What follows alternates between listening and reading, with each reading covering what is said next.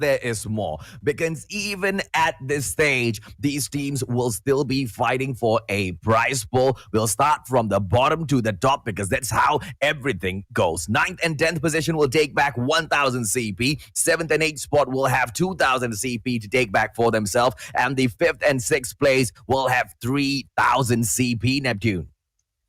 Going to the 4th place, they will take home 6,000 CPs. The second runner-up or 3rd place will be taking 12,000 CPs. And the runner-up or the 2nd place will be taking 20,000 CPs. And the champions taking 30,000 CPs home after this finals. And like what AJ mentioned, it's not just the placement, the top 4. All of this will be taken home by the teams, and there's a lot of stuff that they can buy out of this COD points, AJ. Oh, no doubt about that at all. But of course, the prestige of being invited to the Garena Invitational Battle Royale is definitely the main objective here, ladies and gentlemen, boys and girls, because finally, after so long, after so many months, Battle Royale is finally getting the spotlight. This is how the point system for the Plunge Philippines will work. If you happen to get that first position, 15 points in the bag. Second spot will bag you 13 points. Third position, 11 points. Fourth and fifth will have you 9 and 7 points. Sixth and seventh spot will bring you 5 and 4 points. Eighth position will bring you 4 points as well. And we have the 9th and 10th who will be taking 3 points if you get that placement. We have 11, 15 with 1 point, and unfortunately 16 to 20 will get 0 points. And just as always, 1 kill is equal to 1 point. And well, thinking about what happened to semifinals, there's not much difference on the variance of the placement, AJ. If they can get a lot of kills out of this, they'll be able to catch up to anyone who's on the winning circle. Yeah, the difference between the semifinals and the finals is we did see some teams, of course, I apologize for calling out names, but it is what it is, because anyone who looks at the scoreboard will be able to say how these teams qualified, right? A team like Dog Bull Terrier, they made it through purely with just the placement points. They only got 4 kills out of 4 games from the semifinals. They've managed to scrape through. You cannot scrape through today with that sort of a tactic, Neptune, because, we're talking about the top 10 who will be able to grab a little bit of that, a prize pool. And we're talking about the top 4 in here as well. It is going to be the best of the best reaping all of the best from today. Yeah, so imagine, AJ, from the semifinals, it was just four rounds of battle. Yeah. We're talking about 6 right now, and not quite sure how much damage they can do in terms of kill. And let's take away the placement, but I'm talking about kills. There was a lot of kill points that came up from the semifinals, and I'm so excited to see those how much they can do on this finals.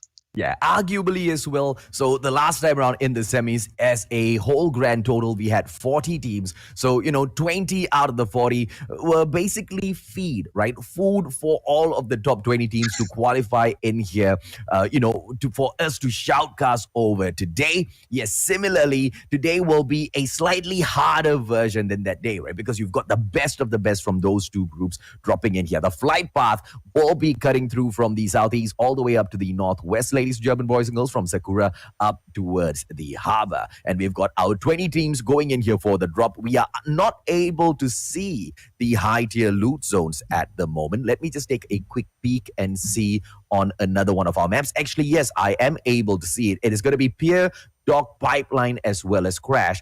And it's really interesting that only one team has dropped into this high tier loot zone, and that's going to be team number 14, Tesla Esports Ampere, who have done quite well for themselves as well. Yeah, indeed. I mean, their tactics and positioning have put them in a pedestal at some point from the semifinals. But right now, as we look into the game, we'll see who will be featured on those highlights or who will get our attention when it comes to their gameplay, AJ. Yeah, I seem to have missed another high tier loot zone up top, and that seems to be heat. It's heat, but it's covered with snow, right? It's not really a hot place, is it? I'm not quite sure what the naming is, or probably it was just placed differently. It was placed differently. Probably the location itself, the compound that has been created in there, and how everything is, how the loot is coming up. It surely will bring heat, but the way I'm looking at it, with the teams who are jumping in there, not quite sure. We'll have to find out if it is really a heated battle on this area, because two teams is already in there, and I think they're not too far apart, but nothing is happening just yet, AJ. Okay, now let's see. Oh, unfortunately, that will not be a very easy setup for Dog. They get taken down one after the other. Just one more player in front of them. Easy Tengosu. And Tengosu gets taken down as well, which means Dog Bull Terrier, the team that I mentioned at the very start, and I said they won't be able to get much with, their usual tactics, and they are the exact ones that get eliminated first. Nothing to do with the Shoutcaster's curse, ladies and gentlemen, boys and girls. It's just calling out what was most probably going to happen, and it just happened to happen. Indeed, and with also CKG having 3 members, I was surprised. It was CKG with 3 members. They went again the full squad, and Dog's tactic didn't work that time. They still have a few minutes before they think about their next tactic for the second round. Yeah. Oh, Luna managing, they will... Oh, beautiful. They managed to get a lock onto the chopper, but just before they got hit, they popped the flares first. But it was not enough time to get away. The chopper will get knocked down, and here comes the Desolate Philippines to wipe out team number 8. Will this be a situation where they all get crushed at the same time, ladies and gentlemen, boys and girls? It just looks to be so. Now, I'm thinking, how will team number 8 be able, Hulowski, will they be able to get away from this fight? Desolate PH is really in there for blood, and I think they're heading over to death right now. It's Luna is trying to back them up and trying to push them away from their team members, but it didn't work, and I think this might be trouble for Luna and Easy as well, as they got the attention of Desolate PH Team Bahala, AJ. Oh, no doubt about that at all, man. 4 versus 2 right now. Team 8, they need to back away from this situation. Question is, will they be able to do it? They have already lost 2 players, but the good thing is they've got the airborne, which they've called through already. The trap was set up by, the team members. But, of course, Desolate PH, they know exactly what's coming through. The dog tags might have been picked up as they will back away. But Desolate, they look like they want to go in for the chase. Yeah, indeed. I mean, they don't want to let it go. It is crucial right now that they try to complete all those engagement early on, because later on, as soon as the circle gets smaller, they might not have that chance to completely wipe a full squad. And the kill points is really important, especially on this finals, AJ. Yeah, the first zone has been decided already. It'll be bringing us towards the center of the map, towards the upper north. It will be covering frigid wetlands all the way down towards, half of farm, which is quite a big area. But of course, that will decide to... I really thought that was going to be a moment where, Ocha was going to be like, oh, okay, 1 versus 4, and we're going to be taking this. Yeah, man, it's a little too much to hope for. I think anyone who is playing right now in the finals will not give anyone that chance. As long as they are confident enough to completely wipe out a squad, they will do it. Because, again, we're fighting about not only the top 4 for the Invitational, but as well as the prestige, because like we mentioned, this is like what you mentioned, AJ, this is a different level for the Plunge. This is where those winners will be able to move up to another set of fight. And yeah, this is the first, AJ, for Battle Royale, and I think there will be more moving forward. Well, Go Young Shiver just stalking their opponents, and it is going to be SB right there in front of them. We have seen exactly how Showbiz Gaming performs with Mamamo, Sekre, as well as Borj. But question is, will they be able to perform as well without the presence of Twix, who is waiting for that revive flight to drop in? Metro dropping all of those locust shots towards the chopper right there in front of them, which is going to scare, the boys from SBG just a little bit, but, not too much to hold them in that spot. They will be able to back away. Question is, are they going to, take the aggressive route instead and drop the rush on their opponents? We're not seeing that much of aggression right now. Previously, I think some of the teams were really confident of the lineup that we have from the semifinals, but right now they had one whole day. They had one whole day to think about it, review all the tactics, and some of the teams in here already gave it them all. Oh, Desolate PH, they are now crushing Tesla. It's going to be Cubs as well as Zken, and here Cubs approaching the situation. We'll have to back away now. 142 CP on Zken will be enough. Tesla Rodolfo has been snuffed out by... I wonder, the question here is Tesla going to just hold on to those dog tags and back away, or bring that aggression and take down Desolate PH? Because, on paper, Tesla should be able to pull this off. Yeah, I mean, well, they were able to pull it off from previously, from the semifinals, because they have a full squad and their tactics are unique. But right now, as one member is already out of this game and Desolate PH is really very aggressive, so I have to think about if they will be able to battle it up. What are they doing? There you go. There you go. Zeke, and finally with an AK-47 backstab, because, the final player from Desolate PH just ran out the door. He saw Cabs already in there, affected by the trap tool. And, it was a simple takedown, 2-on-1 situation. Well done. Unfortunately, Desolate PH, they don't seem to get lucky with that second try. Yeah, I mean, it's a time that needs to be spent on healing up, wherein Desolate PH didn't do. And just in case he was able to back off and heal up a little bit, he can do a 1v1, expecting that the teammates outside of the zone will be picking up one of their members, and that is a missed opportunity for Desolate PH at that moment, AJ. The zone is just gonna, get squeezed in even closer towards a nuclear plant, ladies and gentlemen, boys and girls, and all of those teams will be squeezing their way in here. 62 more players left in 17 different teams. Yabai getting a beautiful knock onto Showbiz Gaming's boy in here with that grenade. Beautiful. Mamamo taken down as well. And this might just be a total squad wipe. Question is, will Team 19 be able to hold their own in here? We've got Sekre as well as Twix right in front of the boys from team number 7.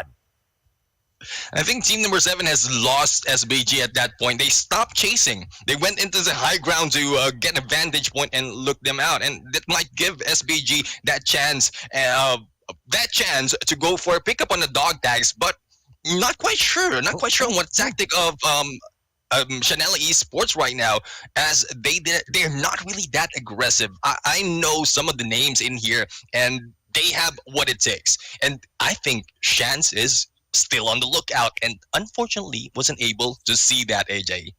Yeah, Twix, brilliant play coming in here from Twix, not moving a muscle at all to remain inconspicuous. They all want to get into that final zone. They all want to make sure the dog tags are picked up and they've got enough men to fight this battle in that final zone. It's going to be Arius in here right now, ladies and gentlemen, boys and girls. Team number 10 with a beautiful knock, and then one more goes down as well, thanks to the fact that he is a smoke bomber right at the edge of the zone now. He will be backing away. Uno with the echo in his hand will be able to jump away from this battle with 23 HP left on himself. Arius will be jumping away as well. The dog tag in his hand. Sane, unfortunately, is on the ground. Question, how will Arius pull him back? Well, it's good to pull away from Aries in there.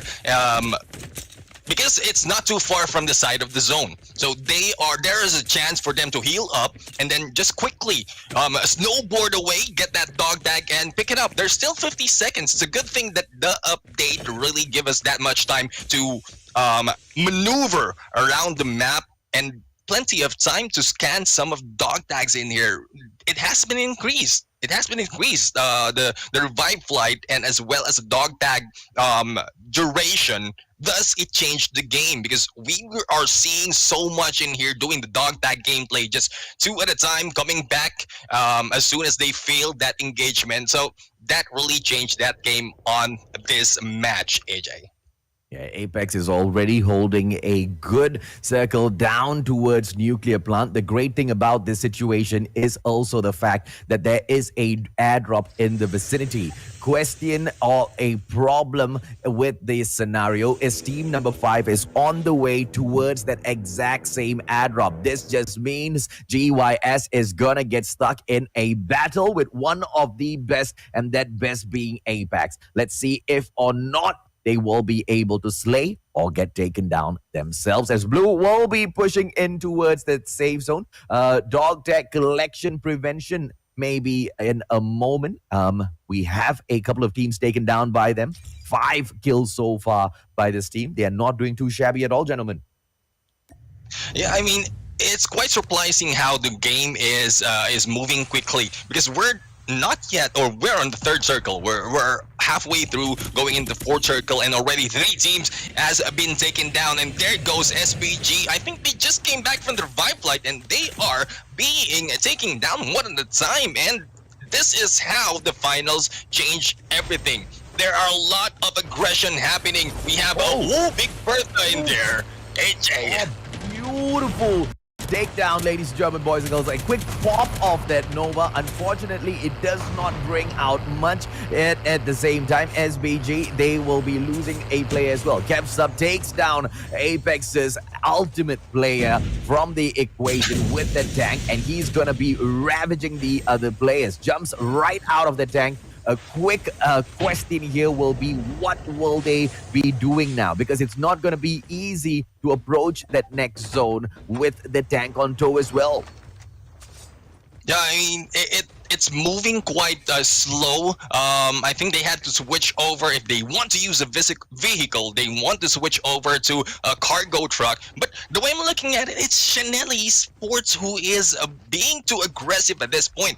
Earlier, when we were on Vagabonds, I think they only have 2 kills. So not quite sure what the tactic is in here with Vagabond Esports. I think they're being held back at some point, and none of the teams are showing all their best. Maybe it's just a warm up. They want to get the test of how other teams are responding to their tactics, or probably it really is difficult as we have top 20 teams fighting, AJ.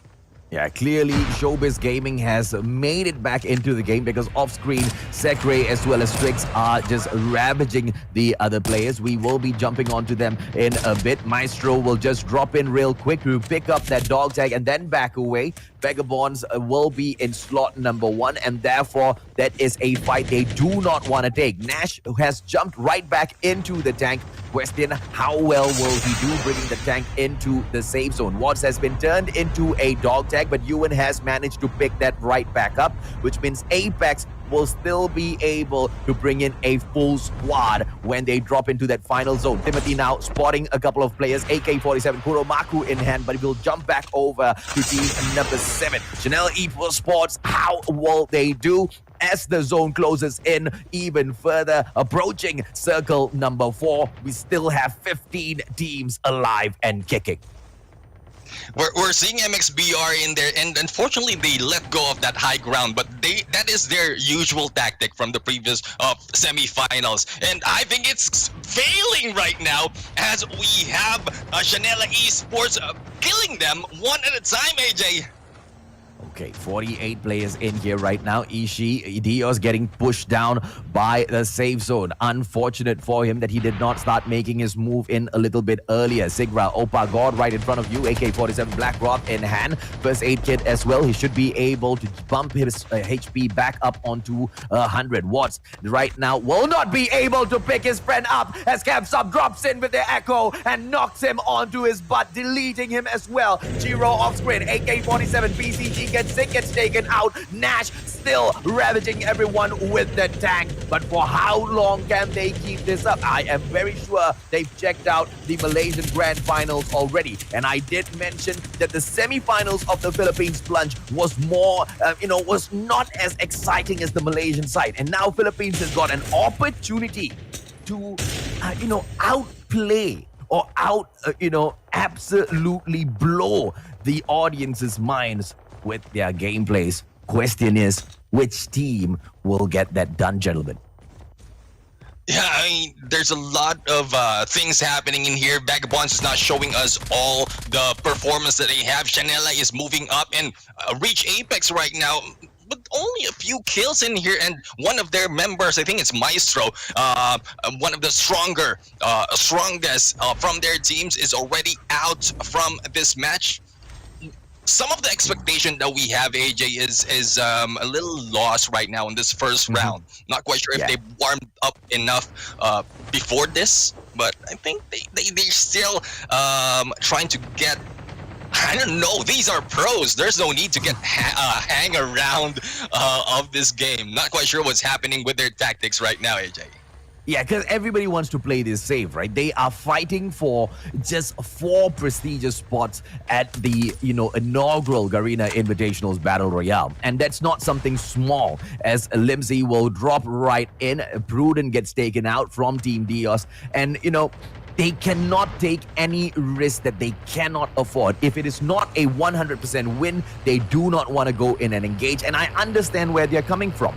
For us, when we drop into each and every one of these matches, it's all about, going up in rank. For these teams, it's all about the honor. It's all out grind here, because this is it. The moment is now. You lose and it's all over. But if you win, you get to make your nation proud. Yes, indeed, AJ. But the thing is, that tactic usually, if it don't act up that quickly, it backfires, especially in the 5th circle, because your missed opportunity of removing or deleting one squad will bring them back on this final circle. And as you can see, we still have. Key an opportunity there with the Arctic 50. Takes a very careless first shot, which alarms the players from Team MXBR, and they back away, jumping behind the truck, which means no takedown. Wasted opportunity. Let's see how well they can recover this. Shans has been taken out, and he is not going to be joining this game back anytime soon. He will have to wait for match number 2. Timothy, beautiful Noah knock on 2 players. Yeah, I mean, and Chanela Esports is someone that you need, a team that you need to take out at this part of the game, because as you can see, 9 kills already from them, and despite of losing 1, ooh, what a kill by Chanela Esports against Yabai in there. Absolutely. Or against Breach Apex, will force everybody in here. Yabai on the ground, no hope for him left. It's going to be Blue Nurse going in for the shot. And the smoke bomber has not gone in for the recharge just yet. Up on top towards the left-hand side on prime position. Prime position stands Vagabond Esports, just ready to slay everybody else out of his lobby. 8 kills in here so far. Blue will go ahead to toss that smoke bomb and be able to slay all of the other players. Nash in here as well with the AK-47. Question is, will Vagabonds be able to reach the Apex even before Team Apex can do so? It looks absolutely possible. Just one more player left in here to oppose them, and it's going to be Eli. Outside of the safe zone, he will sacrifice his life to take away that one final point that the Vagabonds could have earned off of him. And at that final moment, finally, Vagabonds was able to show a lot of fangs in there, and they were able to get that high ground. That's a good vantage point for them. It just so happened that they focus more on getting like the tank and not really deleting a lot of the teams from in there early on of the game. It's a little bit unlikely for Vagabonds, so that is something that we need to look forward to, because from the previous match, first round, they showed a lot of kills. 96 out of 4 rounds. We're expecting more of them in here, AJ. I personally am not expecting Vagabonds to go crazy just yet because, like I said, right, it's not just about CP this time around. The Plunge is not just some small competition that's just in there to maintain the community and keep them happy with, some CP. And no, Call of Duty Mobile, Garena has finally stepped things up with the inaugural Garena Invitationals Battle Royale. That's exactly what these teams are fighting for. And Vagabonds Esports, this is prime opportunity for them to go in and make themselves as well as their clan and their own team, their own individual stars absolutely popular. This one opportunity. Do you want to take a risk with that opportunity? I highly doubt it, Neptune. So they're going to play this safe. And I love the fact that they are playing it safe because you want to know who does not play it safe? Teams that are absolutely cocky and sure that they're going to win. Vagabonds, they respect everyone and they're giving it their best. They are not taking anyone lightly in here. That's a good point, AJ. That's a good point. I mean, at some point, confidence or too much confidence might make you lose some of the tactics because of that pride and thinking that I cannot be touched. Let me just rush in, and then all the four members will be rushing you and killing you. Yeah, and I'll give you a simple example as to what I mean, right? Just yesterday in the Malaysian Grand Finals of the Plunge, there was one of the circles that was won by Rev 4, and they won that final circle by bringing in 2 cargo trucks, which was very exciting, amazing. None of the other teams could go up against a meta like that. But when you go in with the exact same idea again and again and again, teams are going to be calling you out. But and they just didn't see it. Just because it worked one time, they immediately assumed it's going to work all the time. That's what I mean. By getting a little bit too confident in the plan that you have, and they got eliminated so early in the final round. And that was just sad, man, because they could have qualified for the Garena Invitationals Battle Royale if they had just put in a little bit more effort. Yeah, I mean, I saw that moment. I saw that moment. That's why I laughed earlier, smiled earlier when you mentioned that, because what a good way of using 2 trucks. I think one was hit from the front and from one from behind. Not quite sure if it's luck or anything or a tactic, but since it was repeated later on onto the game, I think it's really part of their tactics, and they didn't switch it up a little bit. Thus, what you mentioned, they were taken down early. Yeah, and of course, the Vagabonds esports team, they are not one to continuously repeat all of their actions or strategies that they've pulled off in the game. They don't have a one clear-cut strategy. And clearly, that is what they have proven to us, right? Because they do go in there for those drops on high-tier loot zones at times. But when they do see other teams dropping into the same spot as well, they ask themselves, is this going to be worth it? One of those team members goes into scout, they get the first knock, they identify what team it is, and then they decide, should we commit fully to this fight, or do we just take that one dog tag and back away if they happen to lose one man in there, right? And that's exactly how they've been approaching each and every single one of these matches. At the semifinals, they wrecked the lobby. At the grand finals, they are showing us once again, regardless of who steps into that lobby, we are going to take that win. Yeah, I mean, really, if you think about it, just piggybacking from what you mentioned, they showed it all in semifinals. So they are already known that they can bring it on. But right now, they're showing a different. This is more of a psychological gameplay, AJ.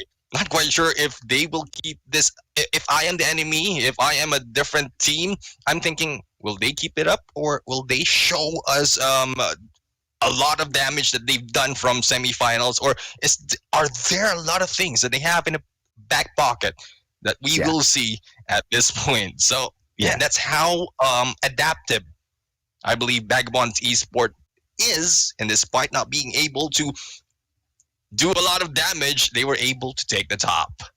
Yeah, man. And of course, the question of whether or not the Vagabonds can bring in consistency that has been proven here already. But Reach, Apex haven't been able to position themselves really well. Both the teams taking the 8th as well as ninth position. So much more is expected from the Apex, the Reach Apex team, if you ask me, compared to the Vagabonds esports. But of course, at that very same time, from all 20 teams that have stepped into the grand finals, we want to see, their own highlight moments in here. Who will be able to grab the victory of game number 2, ladies and gentlemen, boys and girls? We will find out after a quick 3-minute short break. Neptune and I will be right back.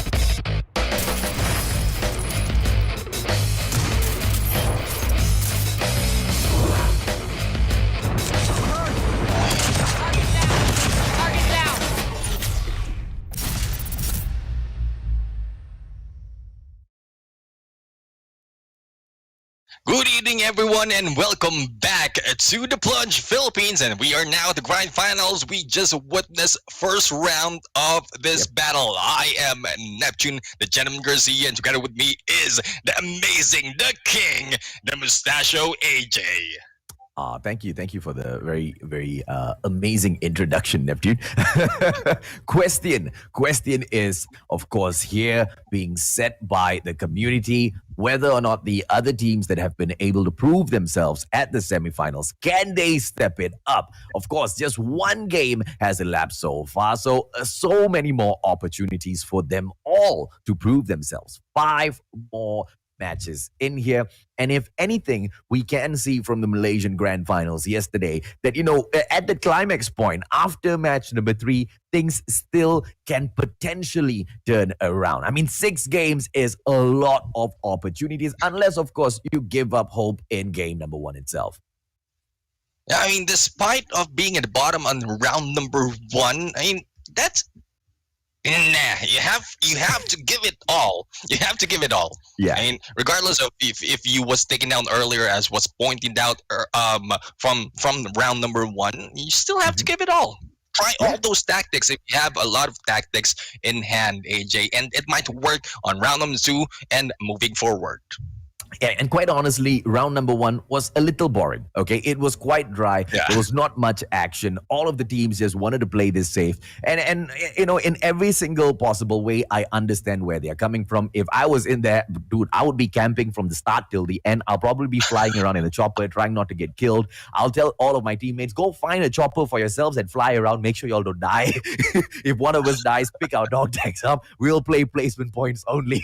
So I understand the approach that a lot of the teams are taking, but at the same time, you cannot just depend on, let's just get to the final circle and see what happens. You need to steal those kill points from wherever possible. You need to be able to find those openings on your own wherever possible. The one that engages sometimes might not be the one that finishes the fight, but if you don't try, my friend, you just do not know. And this time round, ladies and gentlemen, boys and girls, the flight path will be cutting through the northeast all the way down towards the south. We have got a dormitory all the way down in towards the practice range as well. Crash, and just towards the south of practice range, you will the southwest of practice range, you will have the sky platform as well. A high tier loot zone that usually does not get a lot of action early on in the Philippines. Yeah, well, we've talked about this. The Sky platform will not or be off limits as of this moment, because you're talking about placement as well as surviving. So if you know that there will be a lot coming in, and you will just let that go. And so far we've seen three high tier loots in here, and AJ Heat is back on high tier loot list. So I think the Yep. two teams who jumped in there is also back on this game. Yeah, this is round two. Let's see if or not Showbiz Gaming will be able to take out their adversaries. But Nash, on the other hand, has managed to drop Desolate. And this is a question on whether or not this is going to be the way everything ends, because three teams are stuck in this situation here, and I believe the Heart Pirates are here as well. Demon will go in straight for a shot, and Sake will get taken down. Blue right at the bottom on the second floor, I believe, goes in for a delete as well. And as of this very moment, Desolate Philippines, yeah, they are getting decimated.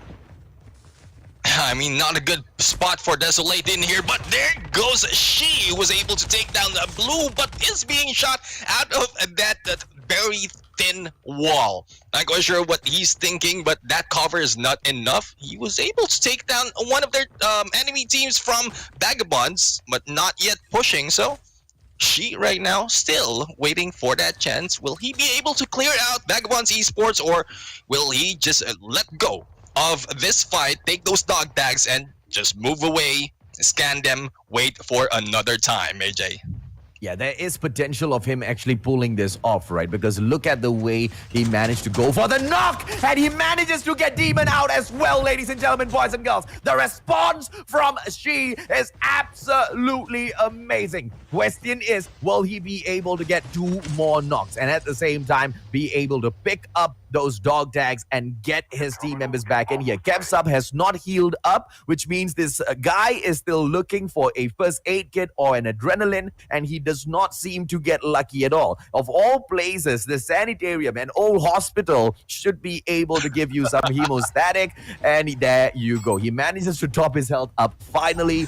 Philip is on the way back into the game, already into that revive flight. He goes. Sake, the dog tag hasn't been picked up. Ice, on the other hand, this might be a bug, because sometimes the game shows you that, there's an exit, you can't bring the team member back, but, the dog tag still is available in the game. So let's see if or not Ice will be able to make his way back in here. But with the Vagabond still in the game, it's not going to be that easy.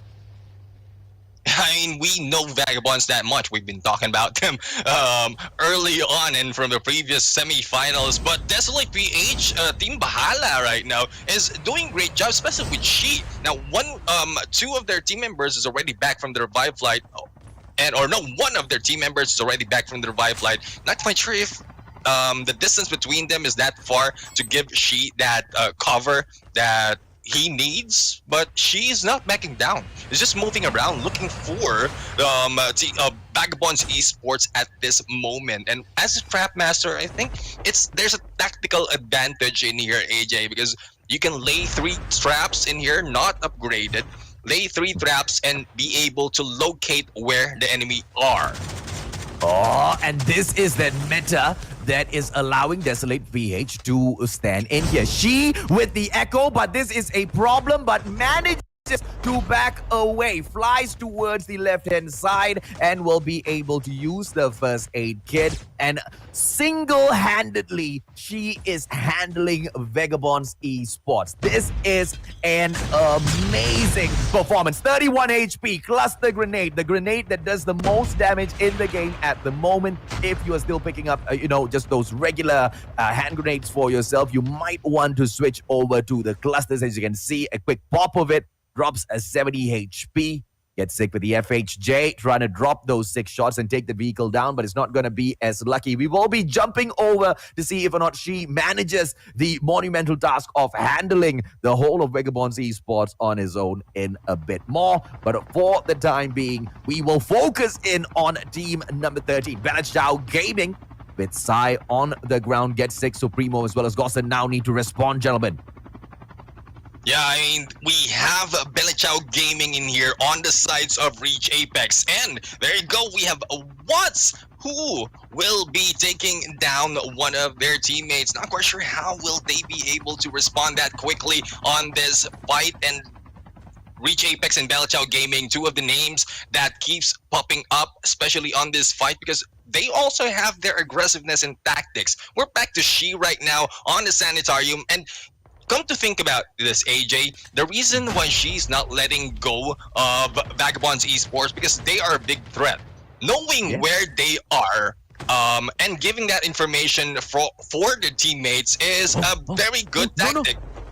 Oh, She just playing a very dangerous game here, but amazing control on Sanitarium. This is just God-level Sanitarium defense by She. I mean, exemplary Trap Master gameplay. This is going to be Apex main version 2, ladies and gentlemen, boys and girls. Team number 11, Hydra, onto the approach here. She is still trying to take down the whole team of Vagabonds Esports solo, with Sake as well as Ice back on the way in here. I believe it may just be possible, but She will be backing away. Why? Because it is time for that safe zone. Question is, Philip, the dog tag. How did Philip drop again? I mean, it's I think midway of the Battle of She on Sanitarium, Philip tried to go as near as possible to She, but was taken down by it's the Heart Pirates who were in there who took down Philip. Thus, the support from She in here still not letting go of that support, and that I think for Desolate PH Team Bahala right now, She is an MVP already. Oh, No matter what it takes, you go for the dog tag, bring back your teammates, and with the performance on the Sanitarium, the information gameplay on Sanitarium, good job, She. Yeah, if nobody here was a follower of Desolate Philippines Team Bahala before, they just became an auto fan of She as well as the clan, right? Because that is 100% non-selfish, 1000 IQ gameplay at Sanitarium coming in from this player. Not only does She manage to again and again take down players from the Vagabonds Esports team, but also managing to scan all of those dog tags, and on top of that even go in for an extra dog tag, which is 40 HP outside of the safe zone. Whether or not they, of course, make it into the final zone and get a great placement. In here, ladies and gentlemen, boys and girls, is left to be seen because it's not just up to she, right? She was performing amazingly, but the rest of the team members of Desolate Philippines Team Bahala, they need to step it up as well, Neptune. Yeah, definitely. Because without, if it's only she, yeah, times 4, put she together, it might be a definite win for Desolate PH Team Bahala. But right now, they need the full support of the rest of the teammates, and that, I think it goes for everyone. It's not just one best player at this point. It's a coordination, the tactic, and the skill, and the communication as well. So you have to do all those things despite of being shot at and shooting at the enemy to be able to survive and take those win. And hopefully all of them, not just Desolate PH, Reach Apex, Vagabond Esports, was able to polish that on the one day break that we had yesterday to bring it up here on the finals, AJ. Yeah, great play coming in here from Reach Apex main version 2 because they are keeping an eye on TNF Dynamite whilst looting the airdrop, picking up all of their guns from the gunsmith. It should be able to bring them up a couple of notches, give them that advantage they are looking for. Bella Chow Gaming now under the watchful eyes of the dog bull terrier. Question, as Teng Zhu, can they take them down, or is this a open invitation to Bella Chow Gaming to reveal where Team Dog is? I mean, if that would be the tactic of Dog, Dog needs to step it up because they are about to pass them as they go into the zone.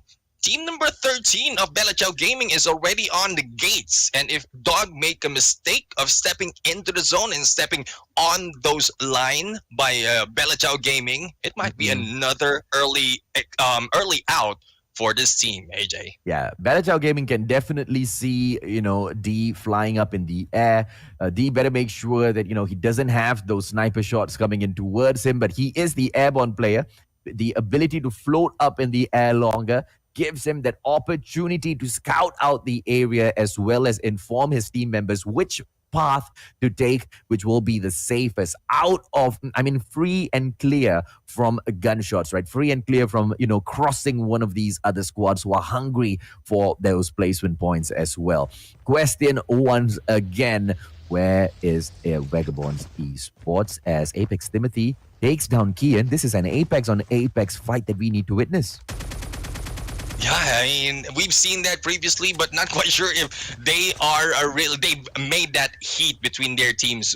As we all know, this is their chance to get into the invitationals, and I don't think or I know they plan to bring both teams in, but if they think about that, only one needs to, everyone needs to pump it up and bring all their game. And doesn't matter if you've agreed that both should be in there. Everyone needs to put up their mitts and punch it up to bring them to the top of this finals, AJ. Yeah, no doubt about that at all, man. Next safe zone, it will be closing in a bit, ladies and gentlemen, boys and girls. 1 minute, 35 seconds in here. NXBR Rossi spotting a player from the Showbiz Gaming side. Sekre will be backing away with the snowboard, aka the escape board. The perfect situation calls for it, and the vehicle, the choice of backing away from that fight with the snowboard makes of the best decision to pull away. Sekre, AK-47 Blackroth in hand, on toe in towards the safe zone. They do have 1 minute, on their side, but this is going to be zone number 4. So if they do get caught outside, it's not going to be so sweet. I mean, it is most of the time we've seen more than 15 teams surviving in the fourth round or a fourth circle of this match, and it really is troublesome when you get in there the 5th and 6th with a lot of teams around you, and you might have some problems in there. Oh, Demon just potatoing that shot. Of course, not on purpose. This is a very difficult shot to hit. He does get one, but not enough. It's got to be Sigra, Zeus right there in front of him, but all of them slip in and slide and jump in non-stop, not giving Demon the opportunity to take any shots at all. And Vagabonds Esports will have to settle for those 4 kills that they currently have and look for more kills a little bit later on. This is already the 4th zone, ladies and gentlemen, boys and girls. 3 more seconds in, and we will have all of those players on the move again. I think MXPR is moving a little bit too slow, but they do want to take down as Death, and he makes an exit. Luna taken down as well. Rossi on freaking fire right there. And this is what I'm talking about. If you have a chance to take down as much enemies as possible before moving or thinking about moving into the zone, because you have the snowboard, all the vehicles that you can utilize, and I think I saw a spotter in there. This might be interesting on the final circle, AJ. Yep. I just want to point it out. Vagabonds Esports is doing a different tactic right now. They are staying in the middle of that circle, and as what you mentioned, that snipe is not really potatoes shot. It's just making sure that that their team is, their presence is known. No one will go on this hill. No one will go on this hill because we are here. Oh, look at Ishii just... Oh, why? Why would Ishii drop in there and take on 4 Tesla players at the same time? You see danger, back away. But of course, that is easier said than done. When things get a little heated in the game, you respond accordingly. Nash will have the tank, and I guess that's a direct answer to your question, gentlemen, as to why are they in the middle of the circle. They've got the tank already, and they just want to wait for the other players to come towards them. Dropping a couple of shells from the tank on the heads of these players will secure them easy kill points, and obviously there's nothing more they will want than easy kill points. Tesla Zken gonna get taken down by the zone outside because Apex is holding, just guarding the inner circle. They are gatekeeping this to perfection. Rodolfo in here, he is gonna get taken down. I don't know if or not he's trying to pick up Zken. He better not be attempting to do so. He better just take that dog tag and get out of there. Rodolfo does exactly that, but he's running out of time as well. The HP dropping. U1 still outside here. Finally pulls out the snowboard and will be backing away, which gives that opportunity for the player to finally exit that tunnel. Tesla Esports was really backed in the corner. Their tactics earlier, when we pointed out Hulowski jumping in, I think that was a bait tactic that just happened. Knowing that 4 players are, or 3 of your teammates just waiting on the tunnel, all you have to do is just bring it onto the door, and the rain of bullets will be in there. AK-47, the smoke bomber just catches JCH Wolf from the back. Is going to be kept up. AK-47 Kuromaku in hand. Rossi still trying to get all of those snipes. And the opportunity will step forth. Sigra shooting up into the air with the airborne. Rossi needs to get this one more shot. One more opportunity, and he does take it. Goes in for the delete as well. What a play from Rossi. And this is the weakness of using that airborne out in the open space without the help of any smokes whatsoever. Now Nash will get caught by the stray trap that was just on towards the left-hand side. Question whether or not Mamba and team will be able to pull this up for CKG. Vagabonds Esports still alive and kicking, this time around with 6 kills, but 15 more teams still alive in here, and we are heading in towards zone number 5. I'm looking forward to who the spotter is. I saw a spotter being released earlier, and I'm just waiting for the final circle and that spotter to be used. Is that really effective as we think it is? Because with the 15 teams who's already on the 5th or 4th circle coming into 5th, that is very useful. But how well it can be done, we have to wait and see, AJ. Oh my god, I thought he was going to go in for the cargo truck, but instead he drops down real quick and then pulls out the snowboard. Kevs up in the air with Echo in hand as well. He will be able to float around and pick and choose exactly when he wants to drop in for the attack. Apex right there in front of him, and it will be a terrible idea to drop in for a full-on squad takeover. Supremo slipping and sliding, whilst Team 5 Go Young Shiva will be occupying this energy space. Question on whether or not they will be able to hold there as the next zone drops in. Beautiful double cluster bomb's going to be dropped in, and he gets a knock as well. Cluster grenade. GYS Amicus gets taken down by BCG Supremo. A double cluster grenade, and that is something you will not be able to respond to. But Supremo himself gets knocked down by Ewan, who's using that Arctic 50.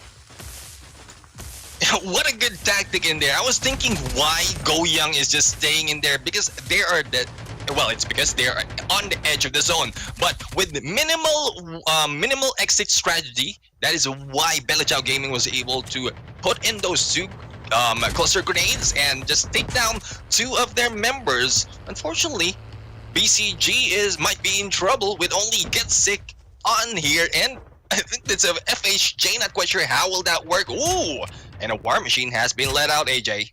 Oh, this is, we are approaching zone number 6, the final zone, and 10 more teams are alive in here. 17 players, Blue in together with his team members. This is Vagabonds Esports with 3 team members still alive and kicking. Kev's up now, getting taken down, and they lose another player as well. Demon gets taken down by Jello. It is none other than Ocha dropping in all of those shots. Kev's up taken out by Get Sick. This is Belachao Gaming with the War Machine gameplay. They've noticed already in this new meta, nobody's picking up the War Machine from those airdrops, and they will gladly pick it up for themselves. Now, Blue has got the Echo in hand. The approach for MXBR can come through in here. Those traps might be on. Blue goes in for a peek. Corolo needs to back away. Pulls out the ASM-10, but unfortunately gets knocked down. And Blue and Yabai gets taken down by Corolo. AK-47 to the face. Watts drops in as well, taking Rossi and Theo out. This is a 2-piece for everyone, leaving just 6 more players in from 5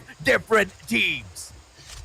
MXBR Mortifero is just showing that the height advantage that they have is still proven effective. Unfortunately, was able to lose 2 of their members, and I think Theo's was taken down in there and was not picked up by Corolo, knowing that all those engagement happening above will get the enemies on them. But I think this is a 1v1v1v1v1 against 5 teams, AJ. Oh, Demon Eyes, what's in here still for Vagabonds and Apex? My apologies. Corolo dropping in for MXBR team number 2. MXBR Adrian. Jello right in front of him. Smoke Bomber. He should be able to spot them. What's in front of him as well. But Corolo is equally blind. He is not able to spot any one of those players. And the zone will be killing everyone else, leaving Ocha all alone. Ocha taken out as well, ladies and gentlemen, boys and girls. And Team 15, JCH Esports, will manage to pick up the victory for game number 2. That was an interesting final circle in there. 5 teams with 1 member each. 5 teams with 1 member each. There's no chance that you will risk it. Unfortunately, the zone was closing in that quickly. Thus, they have no choice. They have to push in. But with the smoke in there, and not quite. I think on his perspective, the smoke in there has visuals on the enemy. It's just there's a lot of covers on the compound. Thus, wasn't able to take any kills just yet.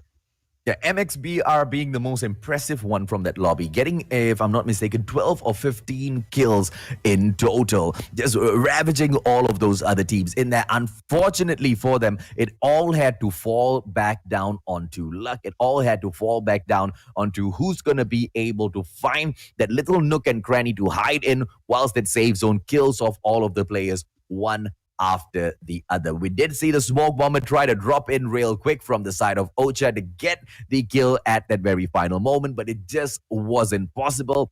And JCH, I'm sorry to say it, gets a lucky victory. They almost would have, of course, gotten taken out, but they didn't show themselves. They didn't pick up too many, kills in this game. A total of 3 frags, and that's just 3 kill points. But in terms of placement, they'll be quite happy, gentlemen.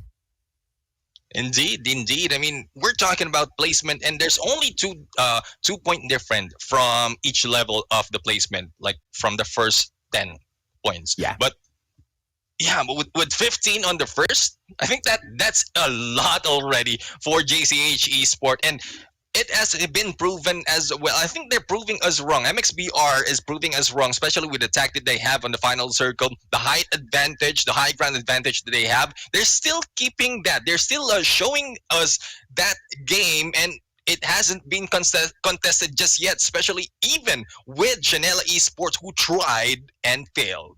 Yeah, absolutely, man. I mean, MXBR Atreus, at the end of the day, yes, Vagabonds Esports did manage to surprise as well as astound all of us. And they managed to also outshine the other teams to a point where we don't really talk about the rest of the teams that comes from the same group of Vagabonds Esports. MXBR Atreus were placed second from the group of semifinals, just behind Vagabonds Esports. But they managed to pick up 32 kills, second most after the Vagabonds. Once again, why, even though they are in number two, we don't really talk about them that much, is because of the monumental achievement by Vagabonds Esports. They get the number one spot and 96 kills from that same lobby, right? So obviously the point of comparison itself, we're not really going to talk about how great that is. Because Vagabonds Esports within that group, they were in a class of their own. And I really like the fact that they're respecting all of these other teams, not really going in very aggressively, thinking they can pick up those wins easily. And, that's getting them quite, the number in terms of placement, or at least they are trying for it, man, because I don't know at which point they got taken out this time around, but I don't think seventh position they lost their life, this time around. So, although that respect they are taking, I think you might just be right, gentlemen. We may need to see a little bit more aggression from the Vagabonds. Yeah, I mean, as we look into the second round, not much on Vagabond Esports still, especially in the placement on second round. Not much kill on the first round. So some of the teams will be able to catch up that easily if they don't put in the pedal to the metal from this point onwards, AJ. Yeah. And, regardless of whatever's said and done, those have just been two games in here to set the tone, to give a little bit of groundwork for whatever, effort that comes in later on in the day, even up to game number 3. Things can still be set into motion and then later on changed, because at that halfway point, when we jump into game number 4, that's when things start getting really serious. That's when we will see some of the teams giving up. Some of those teams will really know, okay, there's no way in hell we are going to be dropping quite a number of frags, getting dubs in this lobby. Let's just go in there. Let's just have some fun, because this is the plunge at the end of the day. We've already got on all the way here. Let's just make the best use of this. I mean, like showing such amazing talent. And even if Desolate PH does not win today, they've already managed to steal hearts and get so many eyes and attention on themselves. Yeah, I mean, this is their chance to get exposure. Whether it's a gameplay or great tactics, this is it. This is it. You can go anywhere, but this is where Garena Call of Duty Mobile. This is why it has been created by Garena Call of Duty Mobile, to put a name for everyone who's willing to risk fighting against the best players and best team, and that is what is being shown by Desolate PH, MXBR. Well, the consistency of MXBR, that is something that I have to say is the best.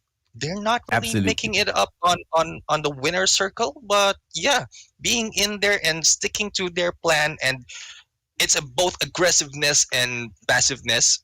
Thus, it works for them.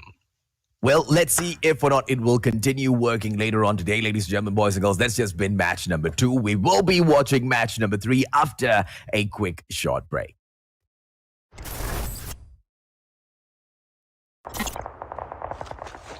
Hawk X3 deployed. Enemy down!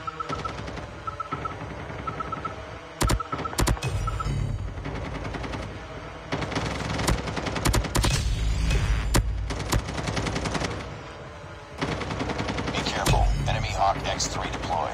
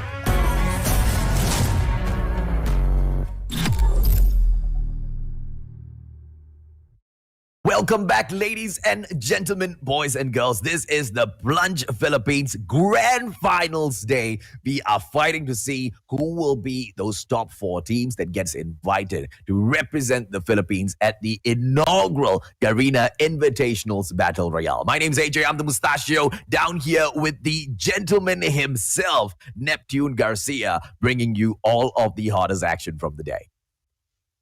Yeah, very much excited to see what's in stall for the teams moving forward. Because so far, the first round, as was mentioned earlier, a little bit, I wouldn't say boring, but not that hyped for the first round.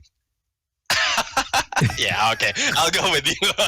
But anyways, second round, there's a lot of interesting things that happen on the second round. A lot of interesting things, though some of them weren't able to make it to the top spot. But with that final circle, especially with the five teams, solo player from each, that is interesting enough. We'll have to find out if round 3 and the rest will give us more. So yeah, for the teams, if you're listening right now, if you are hearing us, go ahead and bring it to us. AJ will be able to give you all the shoutcasting, the hype in there. So we just need a little bit of gameplay that needs to be hyped. Absolutely, man. So far, Vagabonds Esports, they've managed to, remain dominant in the competition based on the performance from game number 1. MXBR Atreus, they are playing catch up though. Will they be able to not only catch up but outdo their opponents in here today? Let's see if or not that happens. MXBR Atreus, they could not overcome Vagabonds Esports in their own lobby, but maybe at the grand finals, it will be a different story altogether. This time, the flight path will be cutting in from north all the way down towards the southwest. We will see the flight path end towards Nuketown, which does have a upgrade terminal there. I'm not able to take a peek at those high-tier loot zones, so let me just double-check another data here. Heat is once again a high-tier loot zone, and Team 19, Showbiz Gaming, dropping in there once again.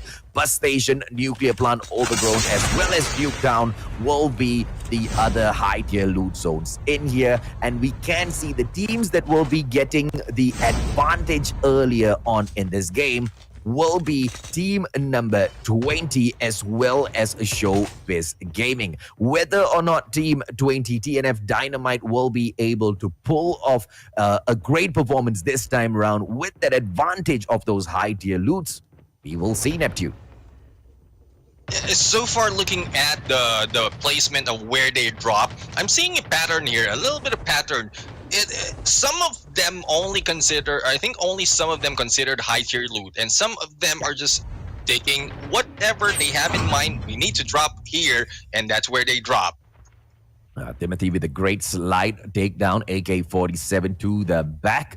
That's 1 down, 3 more to go. Celestial Emperor, the first challenge that Reach Apex main will be taking on. Wiz is right there in front of Watts. AK-47, Frostbite should be able to drop in here for the takedown. Shinra will go in for the backstab. Beautiful, as it will be Zach taking cabs down from Tesla. Ocha, absolute, no face given whatsoever, but the action is just so hot that we are jumping back and forth between 4 different squads in here, ladies and gentlemen, boys and girls. Apex, on the other hand, little by little, shutting down CE, but Raw will get taken down. Echo to the face. They can go in for the pickup on the dog tag. Watts trying to get something done with the FHJ, will not be able to get a accurate shot on because that snowboard is just a little too fast, a little too slippery. It is a 3-on-2 situation, but it doesn't look like Celestial Emperor want to play anymore.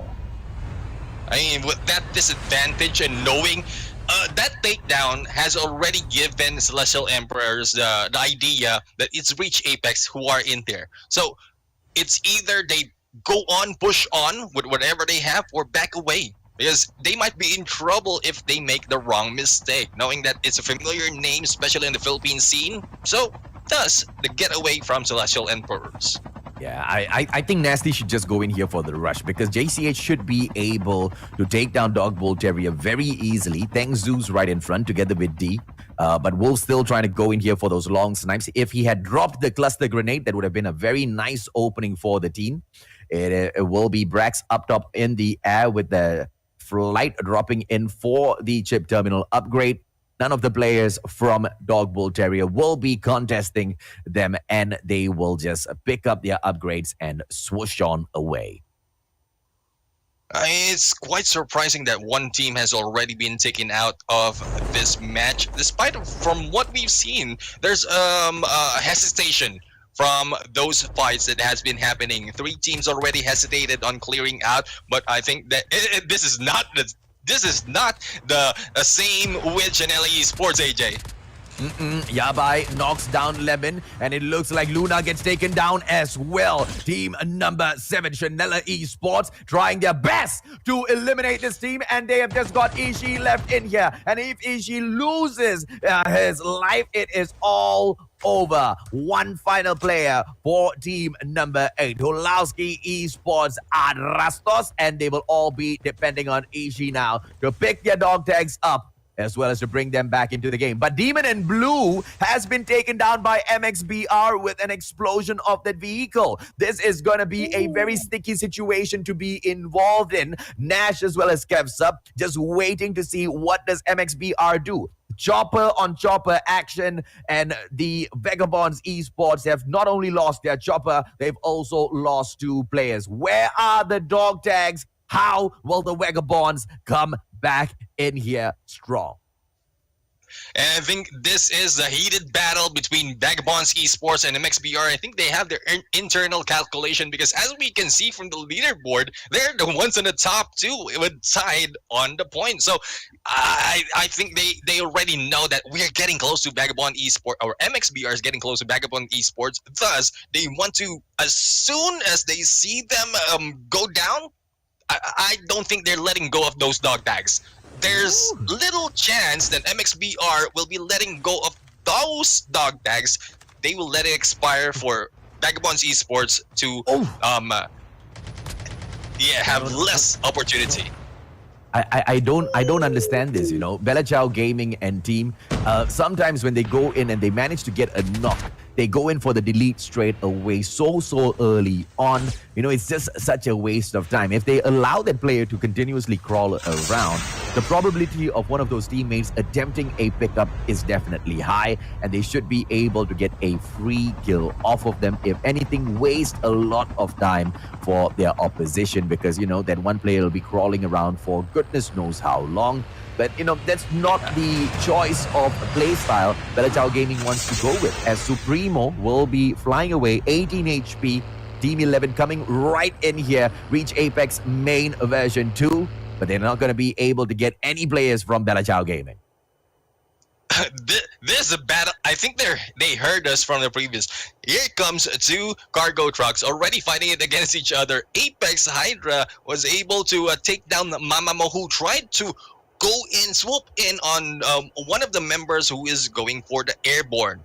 And Mamamo is just out in the open. Hydra was able to smash him with the Big Bertha in here. And here might be it, AJ. No, man. This is a good play coming in from Bella Chow Gaming. They stick very closely to that rock. And, you know, features within the Battle Royale map itself, such as these rocks, hilly areas, anywhere that anything that will slow down the speed of that cargo truck will be doing a lot of favors for these teams who are trying to avoid getting run over. And, you know, a lot of teams also think that the cargo truck is an amazing meta to hold, but it depends on how the final save zone looks like as well. If the final save zone is an open area, which allows you to maneuver the truck freely, it's going to be quite easy getting those kills with the cargo truck. But if you end up having that circle drop into a location like Radar Base or Black Market, that truck isn't going to get to go anywhere. It's going to get stuck, and you're going to get taken down very easily. So the teams that are planning to play that style, I'll tell them to be really careful.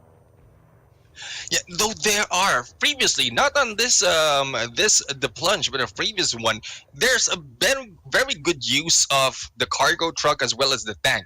They used to and then use them as a cover just in case they're on high ground and they just want to focus on one side. They put both of them, make them explode themselves.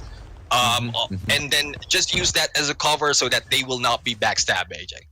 Yeah, and I think that's an excellent plan to bring in, right? But, that's in probably a regular lobby where you don't really have a lot of crazy teams in there. This is the grand finals of the Filipino Plunge. And the Philippines, if anything, brings in the best of the best Call of Duty mobile talent. It's not going to be easy, man. Bringing in a truck, exploding it on by yourself. Yeah, no. The other teams will do you a favor. They will blow it up before you can even blow it up yourself. Even before you get away and set it up, you might be dead in there, just crawling in the side of Big Bertha and all. But yeah, I mean, the craziest. Nice takedown by Maestro in here. 29 HP. He doesn't care because he has got the War Machine on himself. Yes, the War Machine did get nerfed, but if your opponent has got 30, 40 HP on, yeah, it's a simple takedown, man. I mean, the least amount of damage that the War Machine does at the moment, I believe, is somewhere around 50 or 60, which is still quite a bit to tank. Yeah, indeed. If you have a good aim on a War Machine, if you're used to using it, then you might be able to hit one guy just once and then just follow up. The rest of the team can follow up on those ARs and whatever weapon they're using.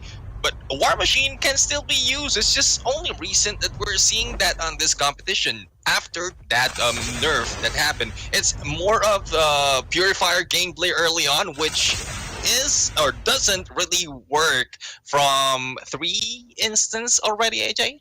Yeah, it doesn't work if you've got a high fire rate gun or a high damage output per, a slug round like the KRM, right? KRM to the face, or, you pull out a high fire rate plus a high damage gun like the Echo, which is just available anywhere on the map right now with the current season. The Purifier is very, very weak.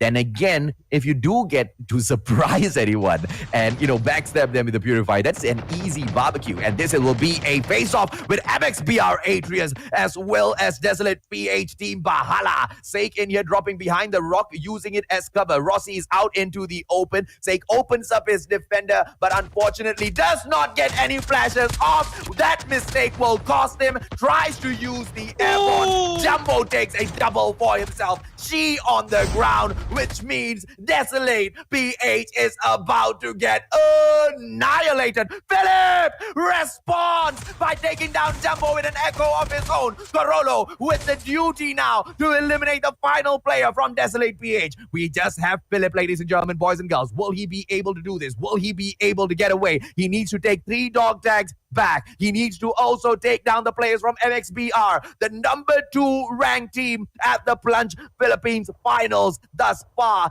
is MXBR Atreus, and Philip wants nothing to do with them. He will have to play for the placement points for the time being. Or will he be brave enough to drop back and bring She, Ice, as well as Sake back into the game, Neptune? Yeah, I think it's a little bit too late for Philip right now as the zone is closing in and a lot of teams might be gathering as to where they are. They heard those gunshots, they saw the kill feed, and I think some of the teams might want to go on a third party just in case they want, or just in case they make it to that point. So Philip right now has a very difficult position. Very difficult position trying to move up, and this is snowboarding up. It will slow you down. MXBR is already in there waiting for you. Will Phil be taken down, or will there be a miracle? We'll have to see, AJ. Yeah, 13 minutes into the game, 19 teams still alive in here. This is the Vagabonds Blue dropping in all of those basic AK-47 shots. Hydra gets a takedown. The Dog the Great gets knocked down by Kevsup and then deleted with a headshot as well. Kevsup looking for yet another. It's not going to be finding him as Tengzu right there in front of him, but he does not go in for those shots. For the time being, the Vagabonds will settle for the kills that they've already taken for themselves, albeit just one so far. So far, I'm loving the position of where we are right now on this zone, because there's a lot of like high grounds and low grounds in here, and there's very much good position for any of the teams. JCH right now is taking another high ground. MXBR, we all know they love going on that position. So those who are passing by might be a casualty on this area. Unfortunately, it is moving up on the black market wherein there might be less space to move to. So, not quite sure how will they be able to respond with only 20 seconds remaining on the clock before it closes in. So, here we go, AJ. I think a battle's about to happen on this match. Yeah, man. 20 seconds for the zone to close in. Only one clan has managed to get all of their team members into the zone, and that is team number 7, Chanela Esports. As for the rest of them, they are still outside. Goodness knows what they are waiting for. If it is Christmas, it is gonna take about 6 months for it to arrive. Carolo making his way up here with the AK-47 Frostbite. The damage had already been done earlier onto Desolate PH team Bahala, but they want more. Wolf with the opportunity to take down the players from Vagabonds Esports, but unfortunately it is not as easy as that. One player will be shooting up into the sky to keep an eye on the vicinity around so that the players from the Vagabonds can be making their way into the next safe zone, because the timer has already ticked down. The zone is coming to a close. Zone number 4 is not gonna be easy. Getting caught outside is just absolute annihilation on the doorstep waiting. Yeah, indeed, the black market is really active right now, and I'm not talking about the actual black market. I'm talking the one on the map right there, and those several kills. Now, there's a lot of hiding spot on this black market. You can either go high or go low. Unfortunately, with all the teams alive right now, with 18 teams, and let's say half of them ends up hiding out on the black market, AJ, that would be pandemonium. That would be chaos. Oh, Nash, Demon on the ground. Nash is a dog tag right now. Demon's running out of HP. Caps up is low. He cannot go back in here for the save. Blue is getting caught outside of the zone and he cannot make a mistake. Caps up right there in front of him, ladies and gentlemen, boys and girls. The Vagabonds Esports team, they are hurting. They are bleeding. And Blue has got a first aid kit in front of him and he will be able to drop in for the save as well. Team number 5 right there in front of them. Go Young Shiva with a full squad. Blue is going to be in trouble. AK-47. He tries to run away, but Metro with a backstab knocks Blue down. The Vagabonds Esports only have one final hole. A little bit too early for Vagabonds Esports in there to be taken down. 3 members already down, and the rest of the teams are still fighting on this black market. A lot of opportunities for those at the bottom spot to move up, because they have a chance to take like MXBR is still in there, so Vagabonds Esports is almost out of this game if it will be completely they will be completely deleted. There's a lot happening in here, and MXBR, as expected, will be taking the high ground. I don't think we will be able to take that away from them, AJ. Not at the moment, man. MXBR, they have got 3 players in here. Jumbo, Rossi, as well as Carolo. You know, Vagabonds Esports, they're not out just yet. They've got that Kevsub in the game. And, you know, we all know Kevsub. He is a extremely talented player. If she was able to survive so long against the whole team of the Vagabonds, Kevsub on his own should be able to pull off a little bit more in here. But, of course, the duty of Kevsub to survive is a little bit more complicated compared to where she was caught in, because she needed to deal with 3 players. Now Kevsub needs to deal with 45 others as he approaches zone number 5. Suggs dropping into the shots, but Bellachao Gaming will not be allowing them to rest at all. 2 defenders right in front, and Suggs will be calling for a back away. They need to break down and move into the zone. They cannot get suckered into a fight. There is no more time on the clock, Neptune. Yeah, I mean, there's a lot that is happening already into the zone with the 15 players who are still in here. There is no way that you can be stuck outside of the zone. Though it is on high ground, but it's an open area in the middle. So your only chance is to be there, ready, prepared for anyone who will go from whatever direction you are waiting for. But I think the sides will be more active at this point, because with only the ledge and the ridges in there as their cover, they might take those positions to be able to survive, AJ. Yeah, man. Rossi from MSBR gets taken down, but that doesn't matter because he hasn't been deleted just yet. U1 will go in for a knock. Rossi gets deleted. Corollo's the only player left for MXBR, and this is an absolute annihilation. Look at that map on the top right-hand corner, ladies and gentlemen, boys and girls. You will be able to see the absolute chaos that is unfolding, and Kevsub gets taken out by a stray grenade, which means the Vagabonds esports have been eliminated in the 11th position. Limsey getting taken down. That knock is not going to be so much, but the problem is team number 5, Go Young Shiva, they have been hacked. They have got no information on this map so far, and if any of these stray teams drop into their zone, they are not going to be able to find out. They need to be having all of their eyelids peeled to be able to see exactly what's happening right in front of them. It is going to be blue with the such low HP, slipping and sliding as things will get a little bit more heated, Neptune. Yeah, I think Chanela Esports had good idea to go in and jump against JCH. They're the only ones on the high ground that might contest their position. And JCH right now was swept away by Chanela Esports. And yeah, with 8 teams still remaining in here, a lot of things might happen. Those who are a full squad might lose their members and in an instant with a grenade or with a zone. And I think Chanela Esports had this covered as they are on the high ground. They have everything on their vantage point. The question is, how will the rest of the team respond, AJ? Yeah, Timothy pulls out his snowboard and he's going to be backing away from this situation because there's a full squad from team number 5 right there in front of him, which he wants to have nothing to do with. And he backs away from Go Young Shiva. Amicus in here from Go Young Shiva, managing a beautiful shot, but unfortunately it gets stolen away from himself. Snake gets killed by Blue SC. AK-47 on action right behind. 8 more players left from 4 different teams. 3 of those 8 players coming in here from team number 7, Chanela Esports, who are currently number 4 on the leaderboard. They are trying to overtake JCH, which they have already eliminated earlier on. So they look like they are also strong to move up even further, Neptune. Yeah, I mean, it's a battle of 3-on-3 on Chanel Esports and TNF, and Blue right now is trying to go for a wall bang, trying to figure out if there's anyone in there, but I think Chanel Esports is still getting that high ground advantage. They try to rush in, no one has been taken out just yet. They're just flushing everyone out to go into that road, and there goes Easy being taken out. Ooh! We have a Blue taken out as well. Nurse might be in trouble here. It's a 1v2, and the Nurse in there will be taken out. Alpha JJ going against Amicus, and will Alpha JJ survive? There you go. Amicus dying out of the zone. TNF unexpectedly take that win. Whew.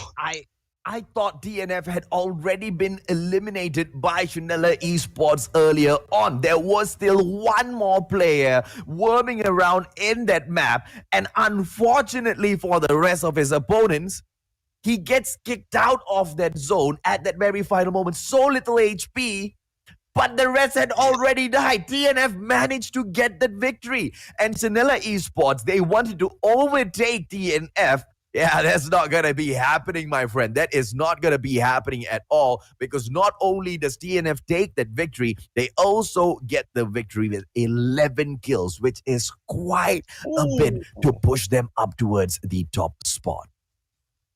CNF, I was looking at them on the leaderboards, and not very shabby, if I copy what you're saying. Not very shabby in there. I couldn't say it properly, but anyways, yeah, not too shabby at all. Yeah, I was thinking of the TNF versus Chanela Esports, the performance of both teams, gauging on how will they work. Unfortunately, Chanela Esports jumped in early and wasn't able to clear them out. They tried to back off onto that high ground, and it is a little bit too late. A lot of them are being taken out just by crossing that road, and thus losing some of their teammates, and TNF still gathering together. I think it's the healing and moving into the zone that was an advantage for TNF. There was not much gunshots in there on the final circle, thus TNF was able to take that win. Yeah, man. DNF, they of course pick up that number one spot in here. We did have the leaderboards up earlier on as well, but we were so focused in on the game that we didn't run you guys through as to who is up top. But don't worry, later on in the game we will be giving you the update of the the current top 10 teams. But as Apex kind of push their way through this game, unfortunately for them, they weren't able to get a great placing. They are team number 11, and they also got placement number 11 this time around. I mean, I think at this point we're only on round number 3, so any points that can bring them closer. But like what we keep saying earlier, there's no chance that you need to let that go that easily, or there's no chance that you need to be that lax early on in Yeah. this match. You have to build that momentum. So whatever happens on the rest of the rounds, you're already on that position wherein you can say, yeah, I'm already part of the top 10 or top 4. Will be going in for the invitational. Yeah, and I made this one mistake where I was thinking that, Alpha JJ had already got taken down earlier. I didn't really see Ronzo up top on top of that roof as Yabai went in for that final takedown. It was a 2-on-2. And, it just didn't fall. The chips just didn't fall the way Chanela Esports was planning this. But Chanela did manage to pick up quite a number of kills for themselves, a total of 11 frags. So those kill points will definitely be doing them a huge favor. Goyang Shiva managed to take the second position in this game with a total of 14 kills. So they did quite well as well, Neptune. Yeah, indeed. I think this is where everything will be exciting, because Yeah. we're seeing some of the teams already like hyping up on their game. Those tactics that is being shown by TNF, this is a different level for them compared to the previous rounds that we've seen, and we really haven't seen them that much because they're not really going into that engagement. But the survival as well, the 11 teams, 11 kills that they have for that round, I think this is where everything, they are already warmed up and they are in here to take that top spot or just the top 4 to go for the invitational. Well, at the moment, all of those teams are geared up. Those gears are oiled up as well. The engine has been running. It's hot. It's steamy. They all want the top 4 spot. Some of them are not playing for the top 4. They know where they stand. They still want the top 10 positioning. They want that CP. They want, the bragging rights as well to be able to come in to the grand finals of the Plunge Philippines and dominate the rest of the teams. We want to see who will be able to reach up to the top. This is the halfway point, as you've pointed out already, gentlemen. 3 matches have concluded. Is the story going to change from this point on, or are we going to be able to see the storyline, further defined, ladies and gentlemen, boys and girls? We'll find out after a short break.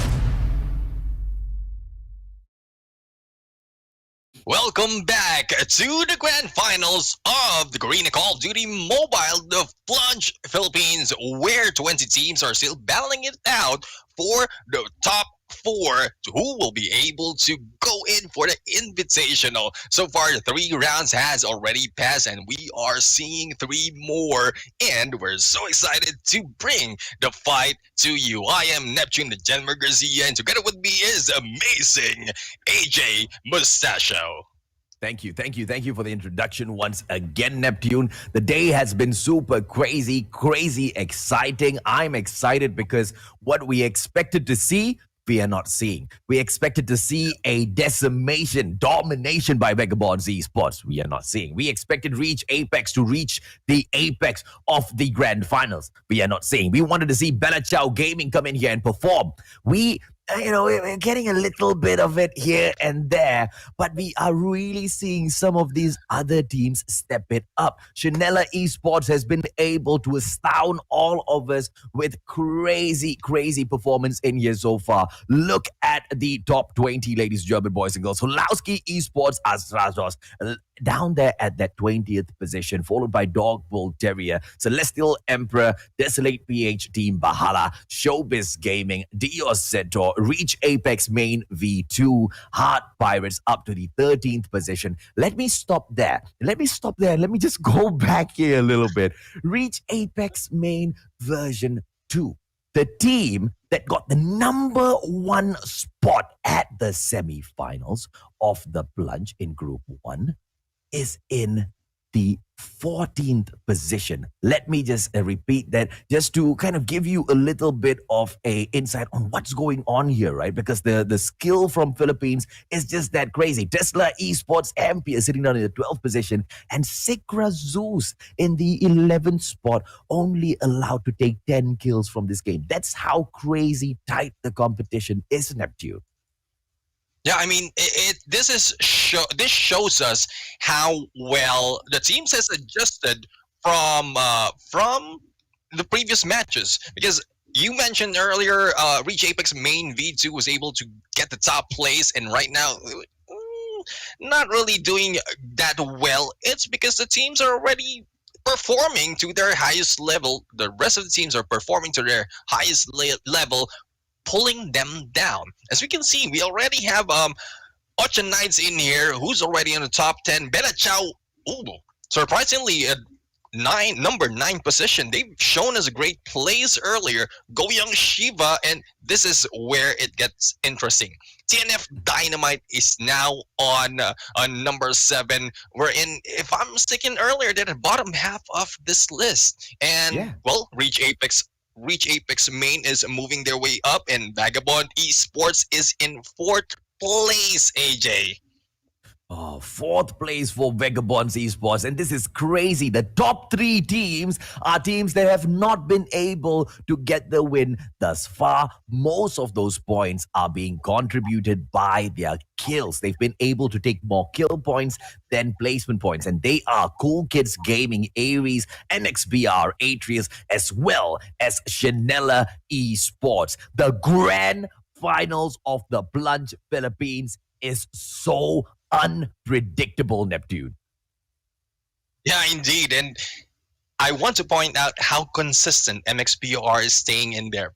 I think for the last 2 rounds, they're there on the 2nd place. Not that they cannot make it in the top place, but they are holding their ground. So if they have anything else to put out, it might bring them a top place, but thus, whatever it is, they're on the top 4, they're in the top 10, thus they will be taking home a lot out of this match, AJ.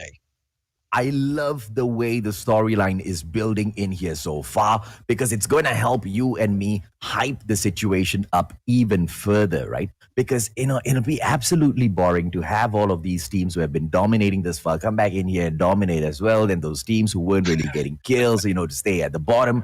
This is a whole other situation.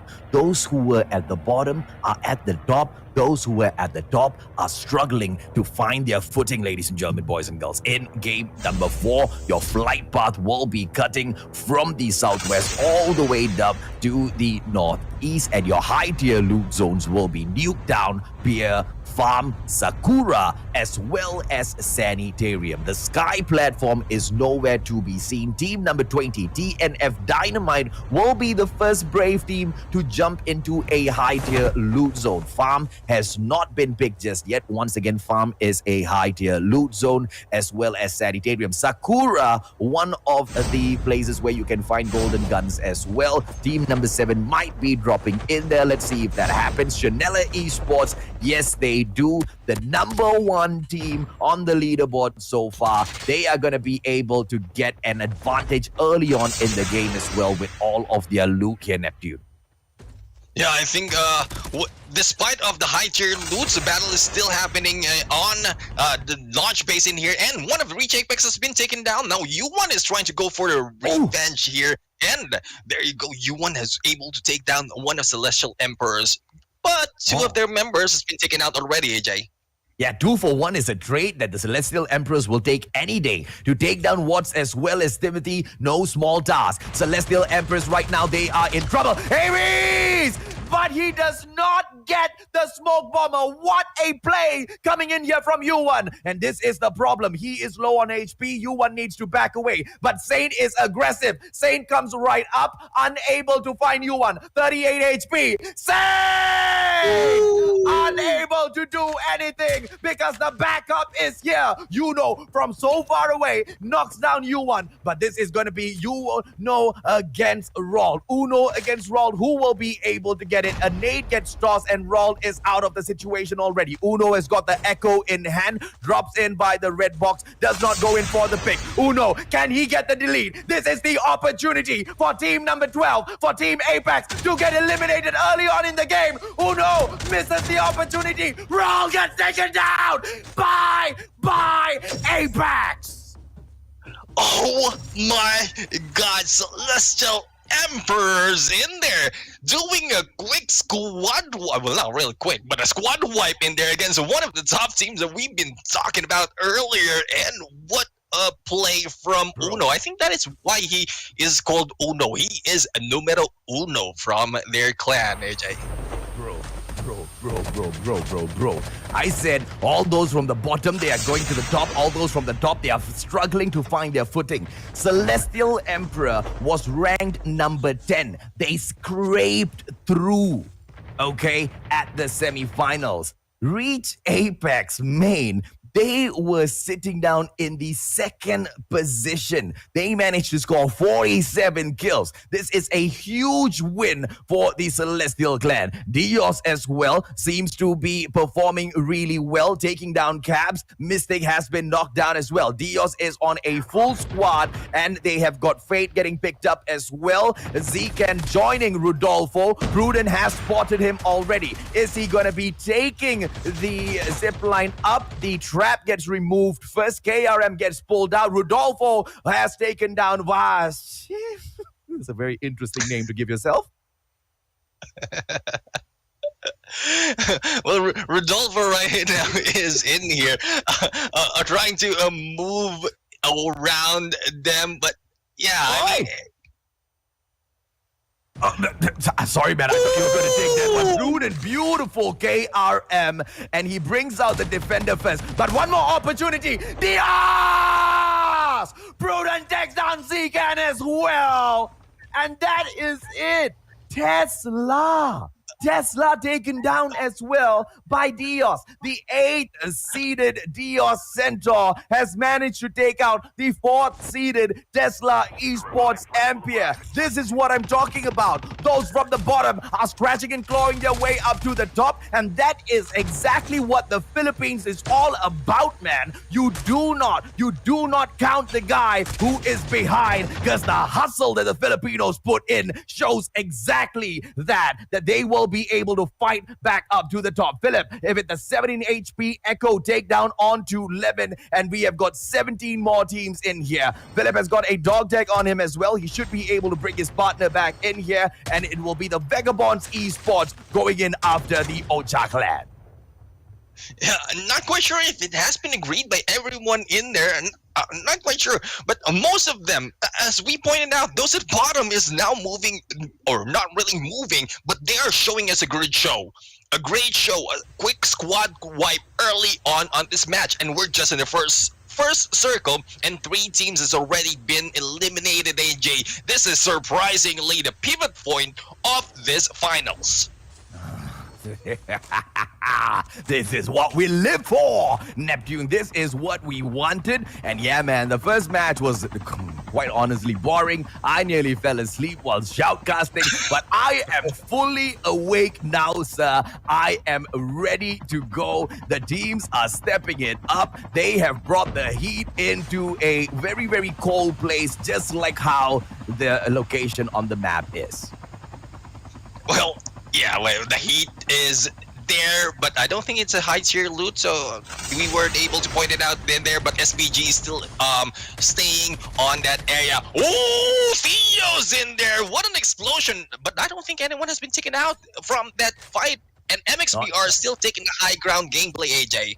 Oh, look at all of the lethals getting tossed out now. Cluster grenades followed by the concussion as well, just to go in for the distraction. MXBR still considering whether or not they want to go in for this fight. Bella Chow Gaming on the approach from behind as well. But, you know, we have missed the top 10 rating. So if we can get, production to bring that back up onto the screen, ladies, gentlemen, boys and girls, let's give all of these teams a quick round of shout out. Ocha Knights at the very bottom in the 10th position. Bella Chow Gaming right there on top of them. Go Young Shiva, 34 points. Tying things up with Dynamite. Get Sick trying to get those 6 shots. But, of course, the vantage point will belong to MXBR. And this is not going to be easy. They're just wasting each other's time. Let's see exactly what Get Sick does with a 2 back-to-back cluster grenade. Let's continue on with the leaderboards. We've got TNF Dynamite in the 7th position. JCH Esports. And of course, for your top 5, Reach Apex Main, Vagabonds Esports, Cool Kids Gaming Aries, as well as MXBR Atrius. Your top number 1 spot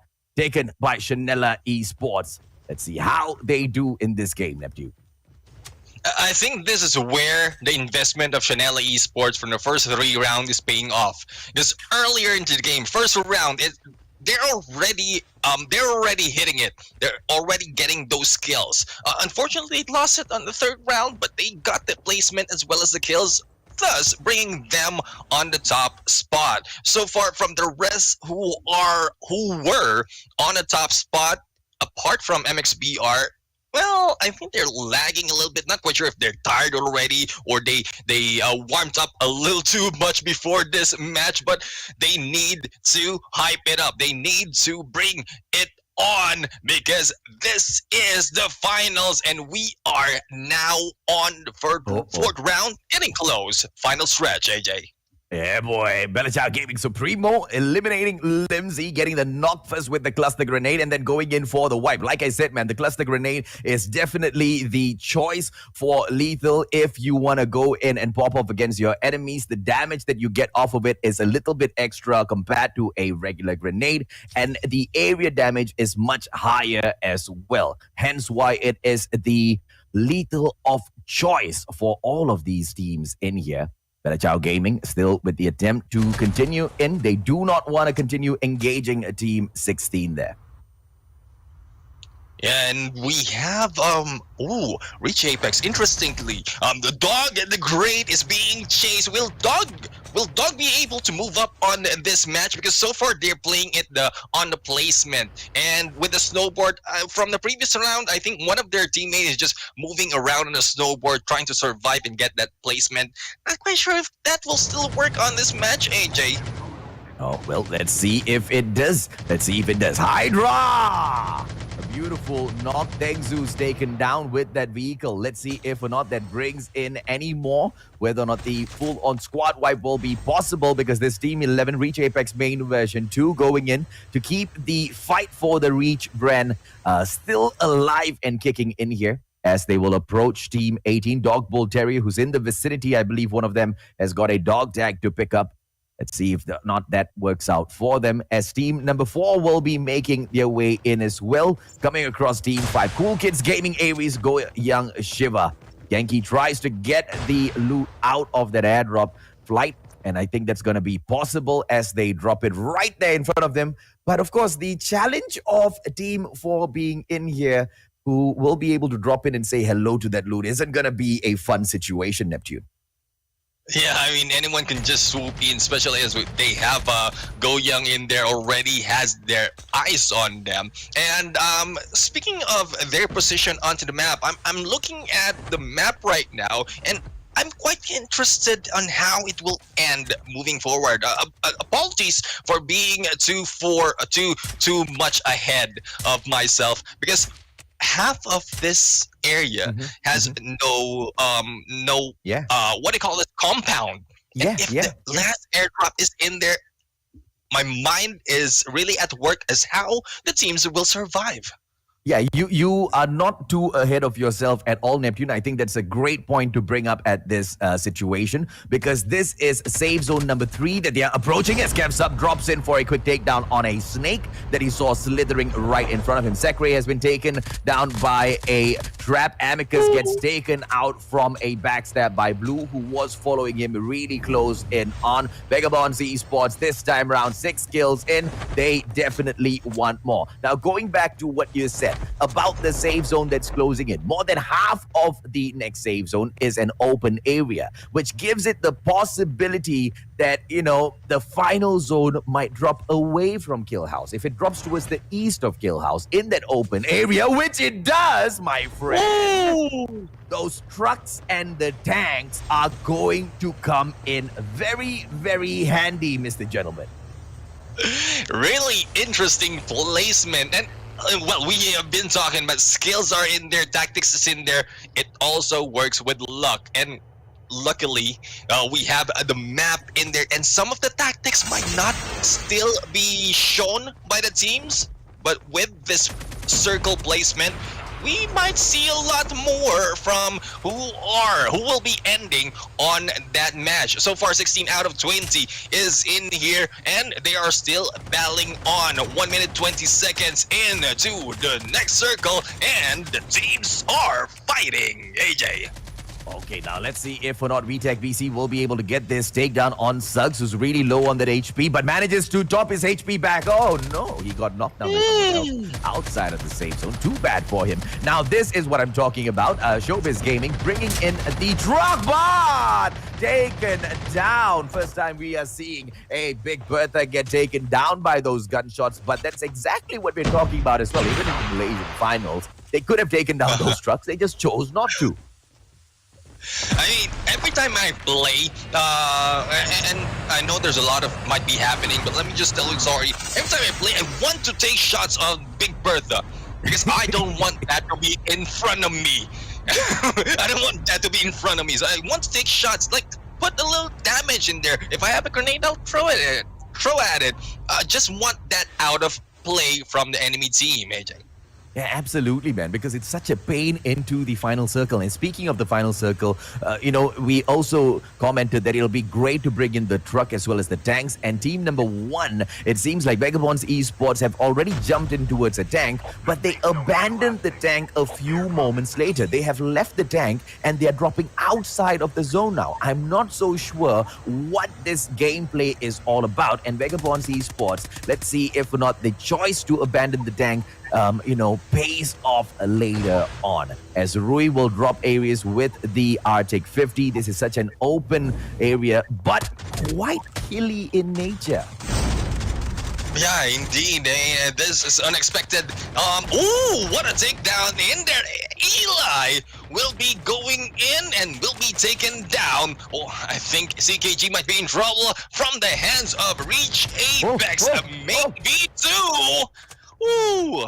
There goes the comeback. Almost, man. Patton could have gotten taken down there, but Rui just so unlucky. AK-47 in here. It is the uncommon one. Unfortunately, just not strong enough to go in with all of that damage. Ocha right now in front of Rui. Opportunity with the Arctic 50. Once again gets the hit marker, but no takedown. 150 HP as well as a level 3 West will save that player from Ocha. Now Rui making that approach approach, but has to be very cautious. Can go back up for the dog tag, but that will mean facing against Reach Apex main version 2, the full squad and the skin.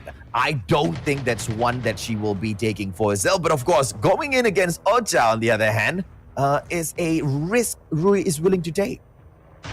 Yeah, I'm quite surprised at what Rui is doing. Rui just got away from Reach Apex, but still managed to take a peek and a shot using that sniper. That was pretty bold for Rui, and there you go, Rui going against Bruton, but will be taken down. Unfortunately for CKG, there they go.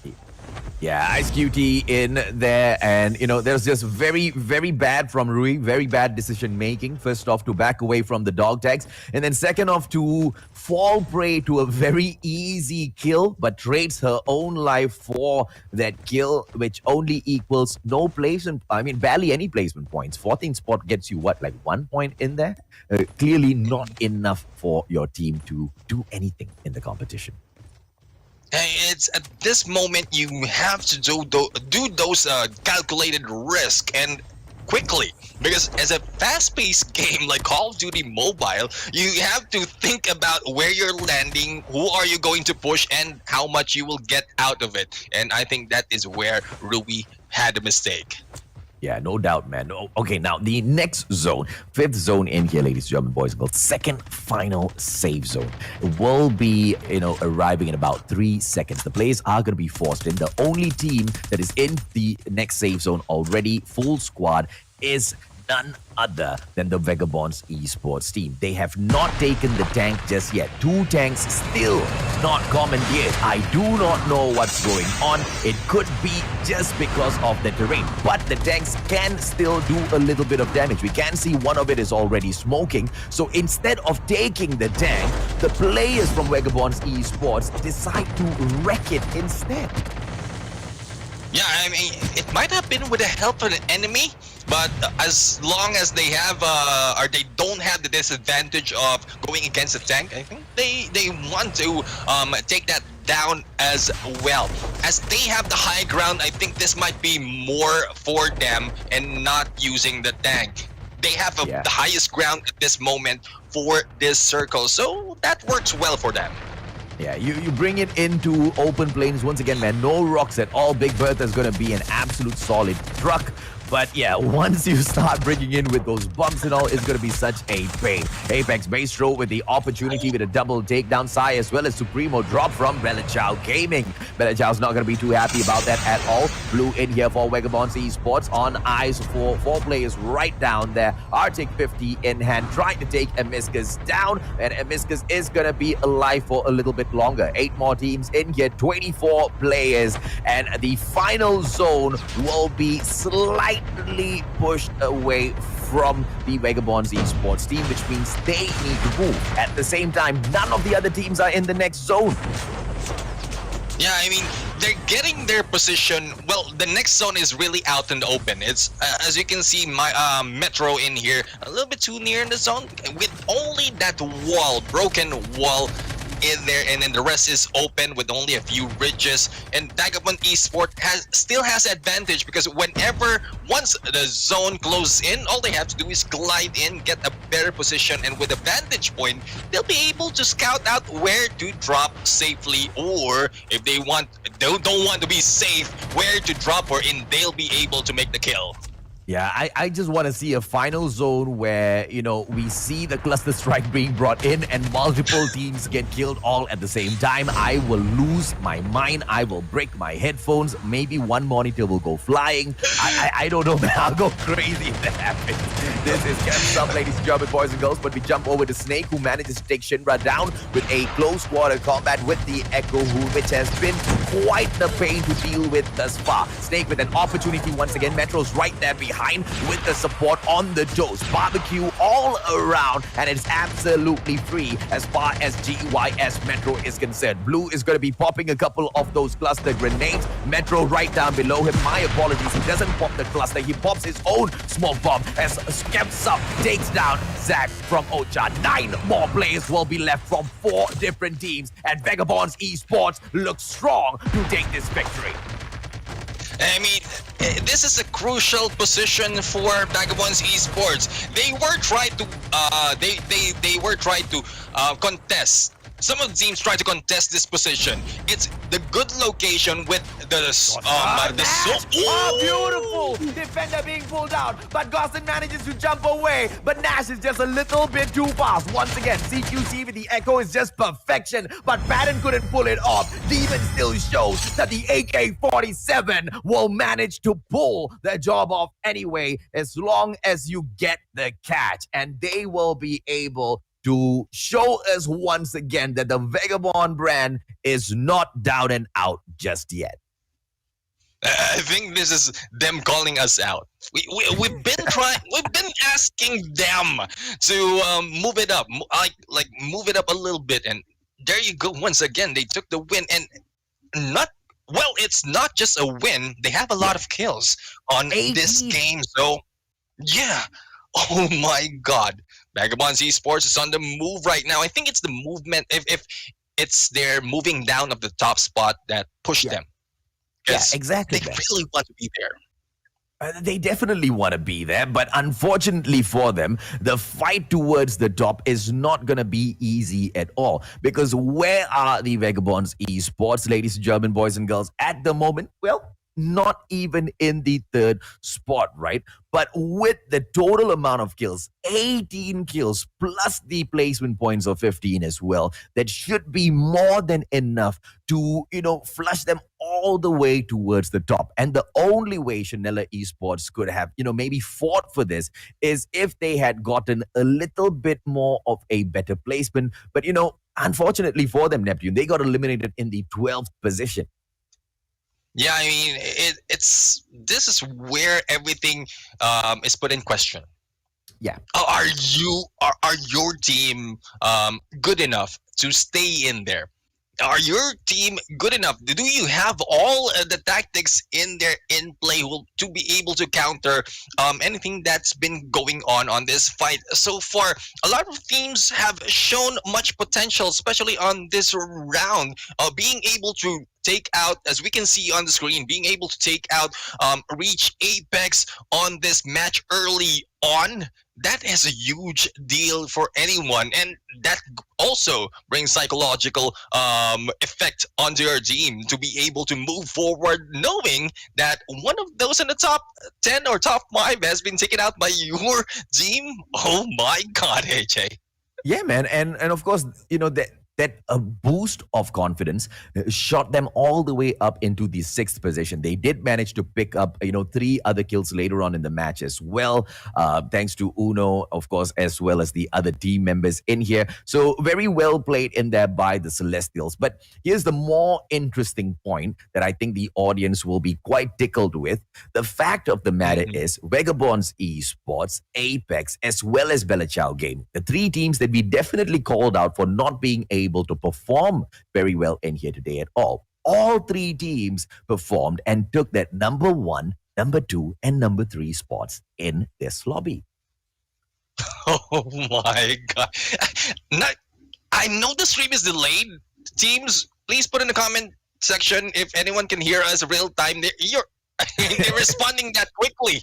They're responding that quickly to any that we're calling out.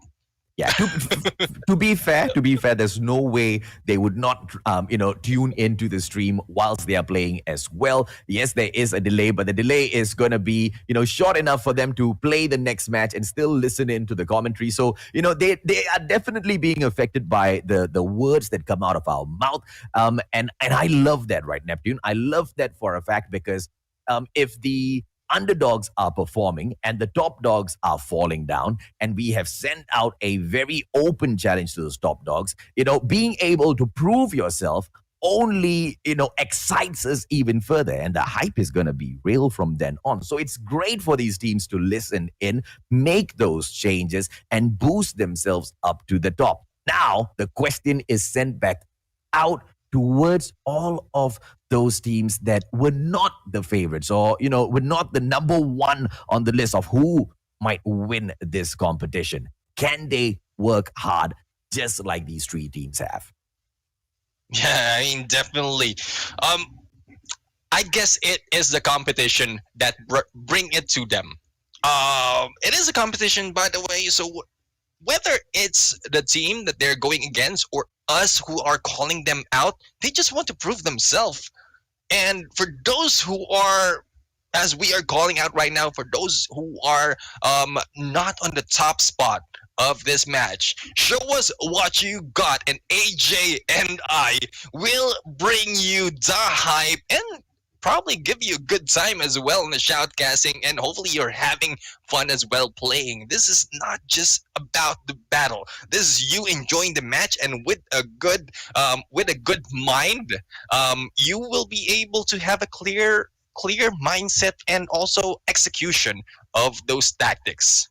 Yeah, round 4 out of 6 completed already. Vagabonds Esports finally able to scratch and claw their way up to the top again and show us exactly why they were able to dominate the semifinals. Now, the question is still left open. If the other teams could already get up to the top and push these top dogs down, can they do it again? Because they've got 2 opportunities back to back in here. Game number 5 as well as game number 6. But a short break first, ladies and gentlemen, boys and girls. When we come back, the story continues.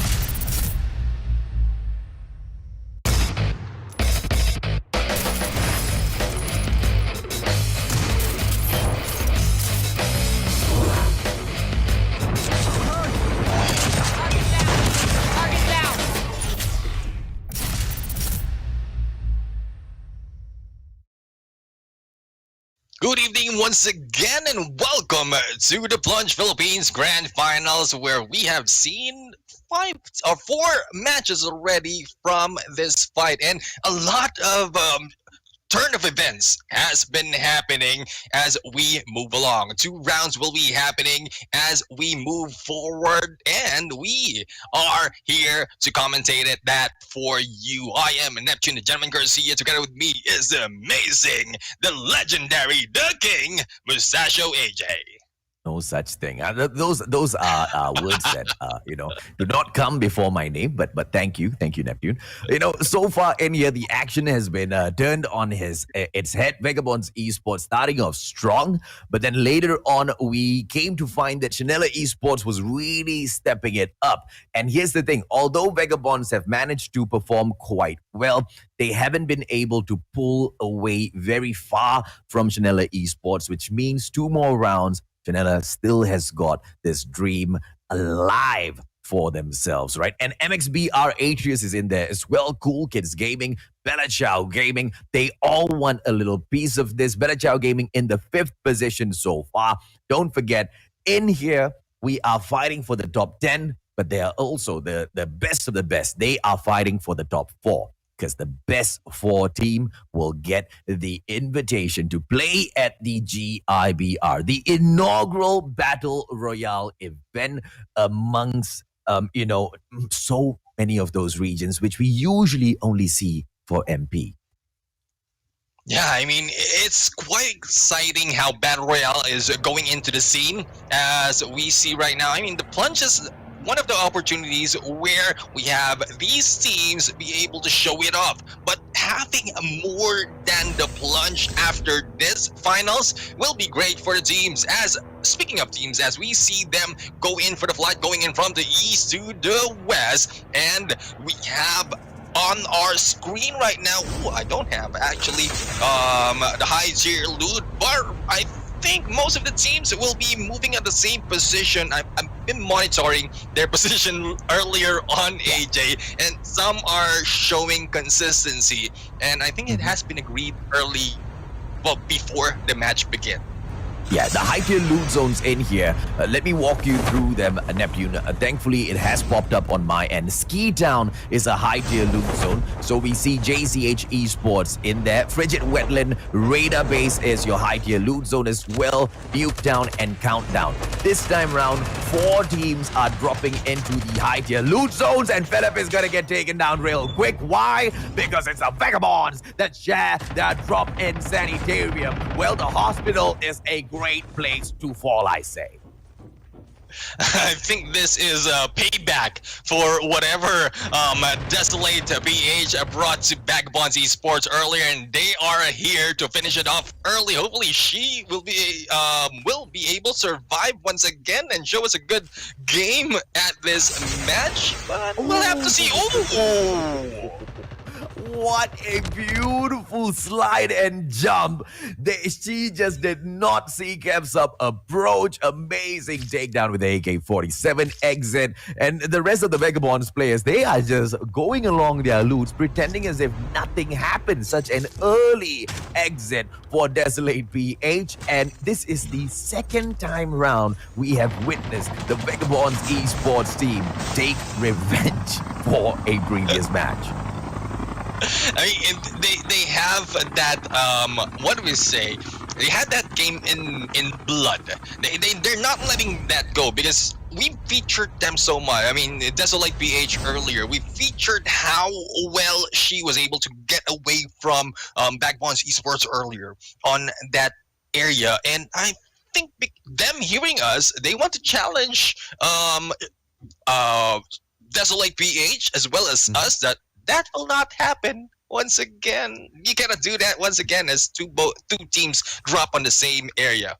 Yeah, man. Let's walk through the top 5 teams in here, ladies and gentlemen, boys and girls. Benachao Gaming fighting for the qualifiers into the Garena Invitationals. But at the moment, the top 4 held by Cool Kids Gaming Aries with 52 points. MXBR Atrius right there above them with the 53 points. Chanela Esports sitting in the 2nd position with 60 points. Vagabonds Esports with the 76 points, 16 points in front of them. But this fight between Dog, the great Dog, gets taken down. And unfortunately, the team of the Terriers, they do not find a great footing in this match. Dog Bull Terrier will lose a member, but not all of them are down just yet. They've split up, and clearly this split up is not doing them too much of a favor at all. Earlier on, the observers allowed us to take a quick peek into MXBR's situation, and we saw that Jumbo was taking that chopper and flying away from the radar base, a high tier loot zone. They most probably came across Tesla Esports Ampere at the radar base as well. It was a high tier loot zone that, was highly contested early on, and MXBR are at risk of elimination because Jumbo has not gotten those dog tags back. And I don't think, knowing that they saw the kill feed as to who they're killing, I don't think those contesting MXBR will be letting go of those dog tags. Again, we are in here fighting for 2 more rounds, and them knowing the standing as being shown on the screen, as well as their personal calculation, they know who has the top spot, who do they need to step over to be able to move up on this game, AJ. Yeah, now we don't have the top 10 list on the board for you guys or on your screen at the moment, but I can still walk you through. Go Young Shiva, Reach Apex main, JCH Esports, Reach Apex main version 2, as well as TNF Dynamite. They complete the top 10 at the moment. And obviously, these are teams who are in the play, in the running for that top 4 position as well. Reach Apex main version 2, very impressive with their fight back into this game. Saida will take Prudent out. Dios now in trouble as Team 16 will make their approach. Are we going to be able to see Dios Centaur respond to the Heart Pirates accordingly? Or will the Hearts take the heart of the Dios Centaurs out and put it up for sale? I can feel the heat from Limsey in there as Limsey goes in against 2 members, and the rest of the teams are just backing off. No one is going for the backup on that push, and one of the member of Dios just swoop on the side of Limsey. So we'll have to find out how that ends. But right now we have team number 11 of Reach Apex main V2 going in near the bus station, and they have their eyes on Bella Ciao Gaming, or probably it's the other way around. Bella Ciao Gaming might have them on their sights. Oh, the observers read my mind, man. I was just looking at this. Vagabonds Esports out in the open towards the north side of the map because they were running away from 2 teams. Showbiz Gaming as well as JCH Esports, who both seem to be surrounding the players of Vagabonds Esports as we speak. Now, this does not sound like this does not look like it's going to be a great position to be in. Bella Ciao Gaming going in for Apex. Mastro gets taken down by Get Sick with 06 shot. Supremo going in for the chase. Question is, will they be able to find more kills on team number 11? Reach Apex main version 2, who has been struggling in the grand final so far. Question, Bella Ciao Gaming hasn't been able to perform in here. Will they be able to turn things around and to kick things off? Will they do it over the dead bodies of Reach Apex? Well, they have to do it quickly, otherwise there might be no chance later on, because we're heading over to the second circle, and the way I'm looking at it, it's quite a tight spot for everyone in there, because 30%, if I'm not mistaken, is water, and there's a lot of spaces in there that wherein you will be able to hide out and get those high ground. So they have to do those things early on, so that moment wherein they're on a tight spot, they already have those investment on the kills and the placement as well. Yeah, so the interesting thing here is 2 of the locations within the next zone are high-tier loot zones, a radar base as well as frigid wetland. And as we can see, Vagabonds Esports is currently stuck towards frigid wetlands together with JCH Esports, who have been giving them a little bit of a problem. Apex, on the other hand, team number 12 in here, have managed to move towards Black Market, and they are going to be alone for just a few seconds because on the way towards them is Sigra Zeus.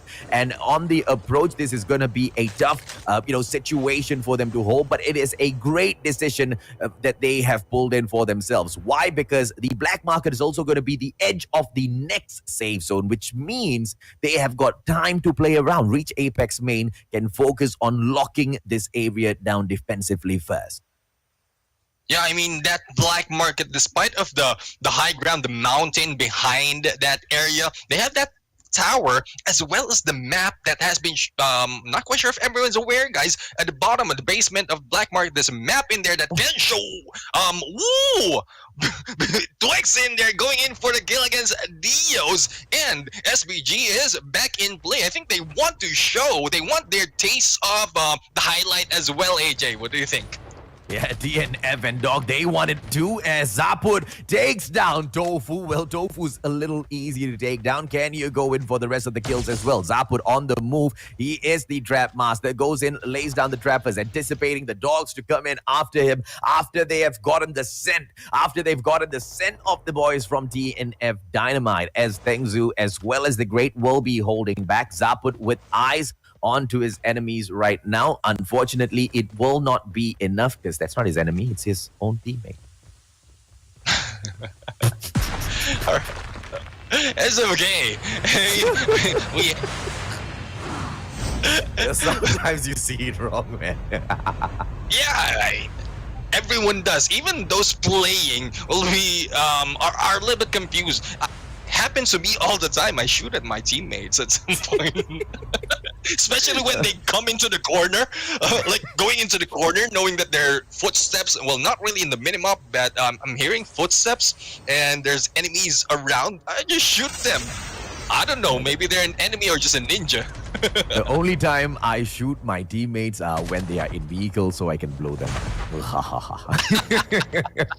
Zapud still trying to take down a couple of players from the dogs, and it's going to be Alpha JJ with the shots from the Val, but not going to get it as Rodolfo steals it away from him. Aronzo gets taken down and deleted as well. Alpha JJ making his way out, but will not be able to get far as he gets taken out from the back. It is going to be the Echo from Caps that gets it done. Tesla now in the vicinity to put an end to this childish gameplay between these two squads. Question is whether or not they can achieve that, because as we speak, there is some distance being placed between themselves as well as their opponents. CKG in here, team number 4, Cool Kids Gaming, who have been able to hold a great spot on the leaderboard so far. Can they also overcome Hulowski Esports at Rastos and take a couple of kills for themselves? Luna gonna go down, but Rui will be running out of time and running out of HP as well. Eli in here. Rui will top his HP right back up. Luna is gonna be in trouble. Eli onto the chase. Luna still surviving. Snowboard pops out and the escape pod, the meta, no! Luna knocks into the tree, but Eli, did he get the takedown? Mamba on towards the chase. Eli with a quick pop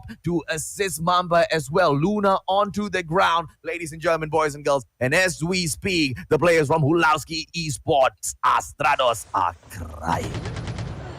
CKG, I mean, making sure that they get those kill points. 3 members alternating their position. We mentioned earlier Rui, was it Rui or Eli almost dying out of the zone, topping up, and then one of the members just swooped in and replaced him onto the push. But I think this is more interesting because we have Apex versus Apex in here, where Maestro will be taken by U1, and it is a 3v4 battle, and Reach Apex main v2 might be in a more of a thick situation, or a difficult situation here, as main is trying to push for that airdrop and push them away. So will that work for them, or will they just come back later to be able to get those kills, AJ? Yeah, V2 has got the better positioning in here. They have got the vantage point. They've got the hill at the moment. And they also know that the players from the main Apex team needs to come in towards them. Question is, will they be third party? Because Sigra Zeus is coming in to say hello as well. And they have to turn their attention. Raw will be able to take Yo out first with a pumpkin head, but needs to back away from the situation immediately. It is going to be Hydra in front of him. Team number 11 in front of him as well. Sigra, are they going to focus in on team number 3 or on team number 11? They are brethren. It is going to be one more opportunity for Raul, but it just surpasses him, and he will go in for the chase. Temporarily, though, because although they want those kill points, they cannot separate from each other. The moment they break apart, they'll get snuffed out like flies. Indeed. This is not the time wherein you go solo and take those kills. This is more where strategies needs to take play, and that is where Reach Apex main was able to do it. It's only Hydra who's able to stay behind, probably getting one of the dog tags from their teammates or probably some loot before peeling out. And Vagabond Esports right here. Ooh. Unfortunately, Nash has been taken out already. Not quite sure if its dog tag is available for scan or if it's just left for them, AJ. This might be trouble for this team right here. Oh, no doubt at all, man. Vagabonds Esports struggling a little bit, but yes, they do have what it takes to carry a three-man squad into the final circle and take a great placement as well. If anything, even with one player, they should be able to survive and get that done. But just surviving is not enough. They are fighting for the #1 spot, and at the same time, they have got the players from a team they did not suspect will be hunting for the #1 spot. Chanela Esports hot on their tail. It's going to be Kevsop going in for those shots. Sigra God going to be able to get that takedown. Kevsop not able to go in for those shots, but will be able to take that dog tag and back away. Easy gets killed. This is Sigra Zeus. How will they come in for a response? It is going to be God right there in front of Kevsop. Demon dropping in as well, on for the chase towards, oh but God. Are we going to be able to see a mistake drop in from the side of Vagabonds Esports and an early exit in here? Or will they be able to make it back, Neptune? Yeah, that's a little bit questionable right now, seeing that we're on the third zone and a lot of teams are moving in on this fight. So they have to put their distance to be able to get those scans as well as top up on their health. But this might be difficult. But here comes Rodolfo right now, taking some damage, but not taking down anyone from Chanel Esports. Rodolfo, I just want to point it out, Rodolfo's been performing right now for Tesla Esports. Unfortunately, they're not making their way up. Rodolfo, if they need like more like Rodolfo on their team, all they have to do is like practice more and they might be able to take it to the top. Yeah, let's see exactly what they do, man, because Rodolfo, Team Tesla, they are the first ones in the next safe zone, but there will be 56 seconds for them to lock this area down before the other teams attempt to take their position. Now, they have to be careful as well, because all of those players that shoot up into the air with the airborne will be hunting for them. They have got that vantage point, which is so important. Wolf getting taken down. Suggs needs to go in for the safe. Cider for the Hard Pirates will be doing quite well. But Suggs right now with the 59 HP onto the adrenaline bump. TNF right there in front, and Blue from Vagabonds Esports on towards the right will not be revealing his position towards Suggs because it's just a little bit too dangerous. All of the teams, they want to play in here for those placements as well, and Vagabonds Esports, they are not in a situation or a position to take any risk because Blue and Demon are left in here. Kevsop and Nash are dead and gone. Oh, Kevsop being one of... Oh, I think... there you go. Demon has been taken down already from the side of Vagabonds Esports, and it's only left to Blue. This is really trouble for Vagabonds Esports. They went in the top, and I think Chanela Esports is doing their way. Not really directly taking down Vagabonds Esports, but indirectly trying to move up on the top spot as we go closer to the finals. This might be a little bit of a problem for them.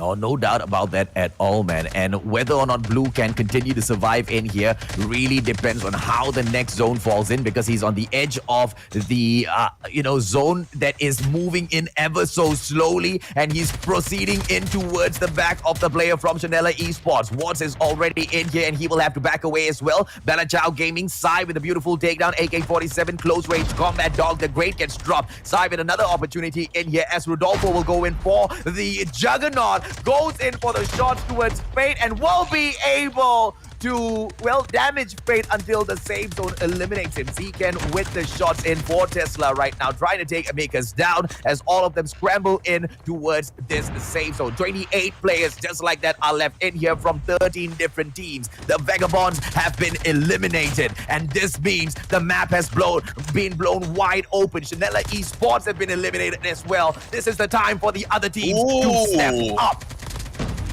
So far, the way I'm looking at it, it's Reach Apex from team number 12, Reach Apex Main, and Belajao Gaming, who's only a full squad on this match. And yeah, this is their chance to move up. But also, if some of the teams in there will just if you're not really confident about your gameplay and your skills and your aiming, you might just let people or bait people to shoot against each other and take that placement for this game, and that will make a lot for your teams as well. But so far, on the difference of the points, it might work from the top 10, but from the bottom 10, it might be difficult, AJ.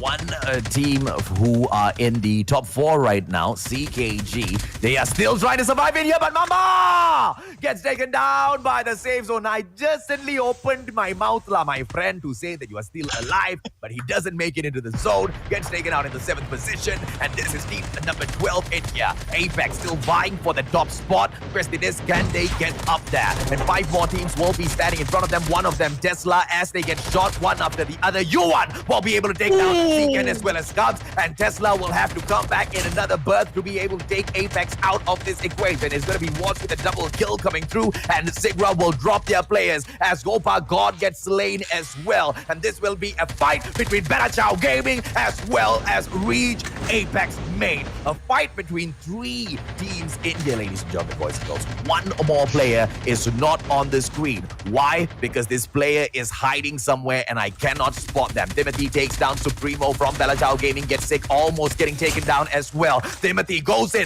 Wasan with the cluster grenade. Timothy AK-47, Kuromaku in there. U1 gets that final slay, and we are left with one final player in here. Can Apex find that boy? Yes, as Sai gets eliminated. Belajao Gaming takes spot number 2, and Apex will secure that number 1 position. I'm thinking, who should we call out next? Because Reach Apex Main was in there. We called them out, and they move up to the ladder onto the points. Now I'm thinking, who should we call out next if they are being challenged? Should we?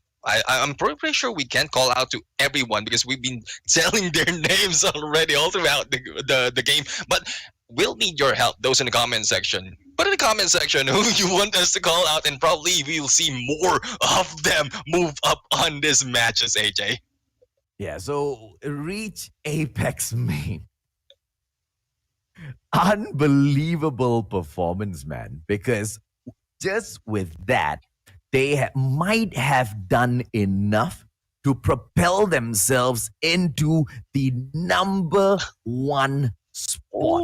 Belajao Gaming as well, with all of that effort that they've put in, they've managed to get themselves into the top 4. Now, I don't know what those final standings are going to be, because these are all based on, what we saw earlier. We took a look at the top 5 listing in there, and so much of, crazy performances coming through. Vagabonds Esports as well. We were asking the question as to what can the Vagabonds Esports team give us. We were not really gonna get a lot of placement points coming through from them, but they managed to bring in at least a minimum of 5 kills in, right? So will the teams who are, suddenly performing in the second half in here continue to do so, Neptune? If they do, dude, it's gonna be a crazy finale in here. I mean, I'm really excited if everyone in there, especially those that we've called out, those who are going up and down, or those who went from the bottom and moved up, will be on the final circle on the next match, because that will really be exciting. That brings it. That will finalize. That will cement the story overall, and what a good story from each team as well. I mentioned earlier, AJ, some of them moved from the bottom half or probably mid and way up onto the higher part of the leaderboard. Some has been consistent, some has been moving up and down. So we'll have to see. AJ. Yeah, Showbiz Gaming as well. Remember, I was mentioning that there were three teams alive in there. I could see Bella Ciao Gaming, I could see Apex, I couldn't see who was the third clan. It was actually Showbiz Gaming. I don't know which was that player, but they seem to have been hiding really, really well. And at last, getting taken down by the zone. But great effort as well coming in from the SBG squad, right? Going in there for those placement points. But once again, it's not going to be enough.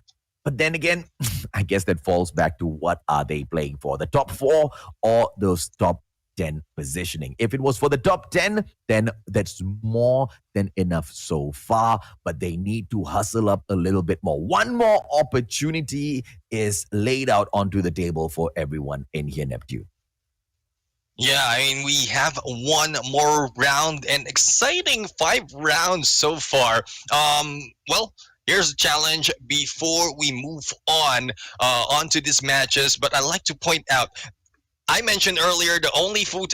This is where I think I saw another member, but it was covered a little bit, and it is Sekre who was in there, who was taken down by Bella Ciao Gaming, and we pointed out Bella Ciao Gaming and Reach Apex, who are the only full squad available on that final circle. So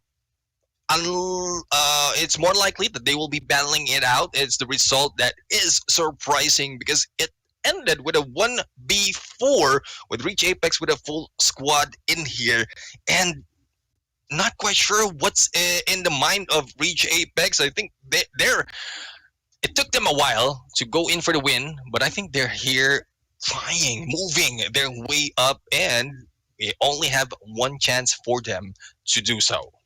Yeah, man. And, whether or not it was enough, I don't think so, to secure that number one spot, but to propel themselves up on the leaderboards, obviously that was enough, right? Because how many kills did they manage to secure in that game was monumental. So far, the most in the grand finals, 20 kills in that lobby number 5, ladies and gentlemen, boys and girls, which means 35 points picked up by Reach Apex main in just that game alone. And that is a monumental achievement because of how good these teams are. We have seen them come in here and perform so far, and we have seen exactly why the scales are so tilted, and we are not able to see a clear winner just yet because the RNG gods continuously mess with the game, right?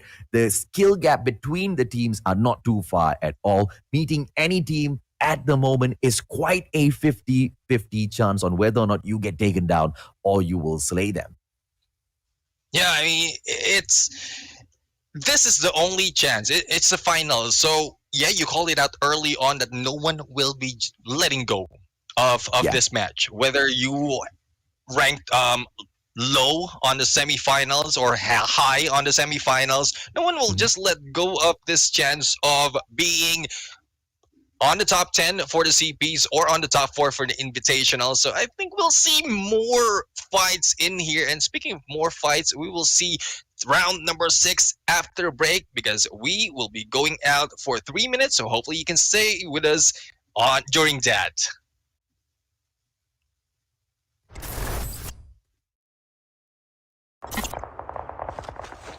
Hawk X3 deployed. Enemy down!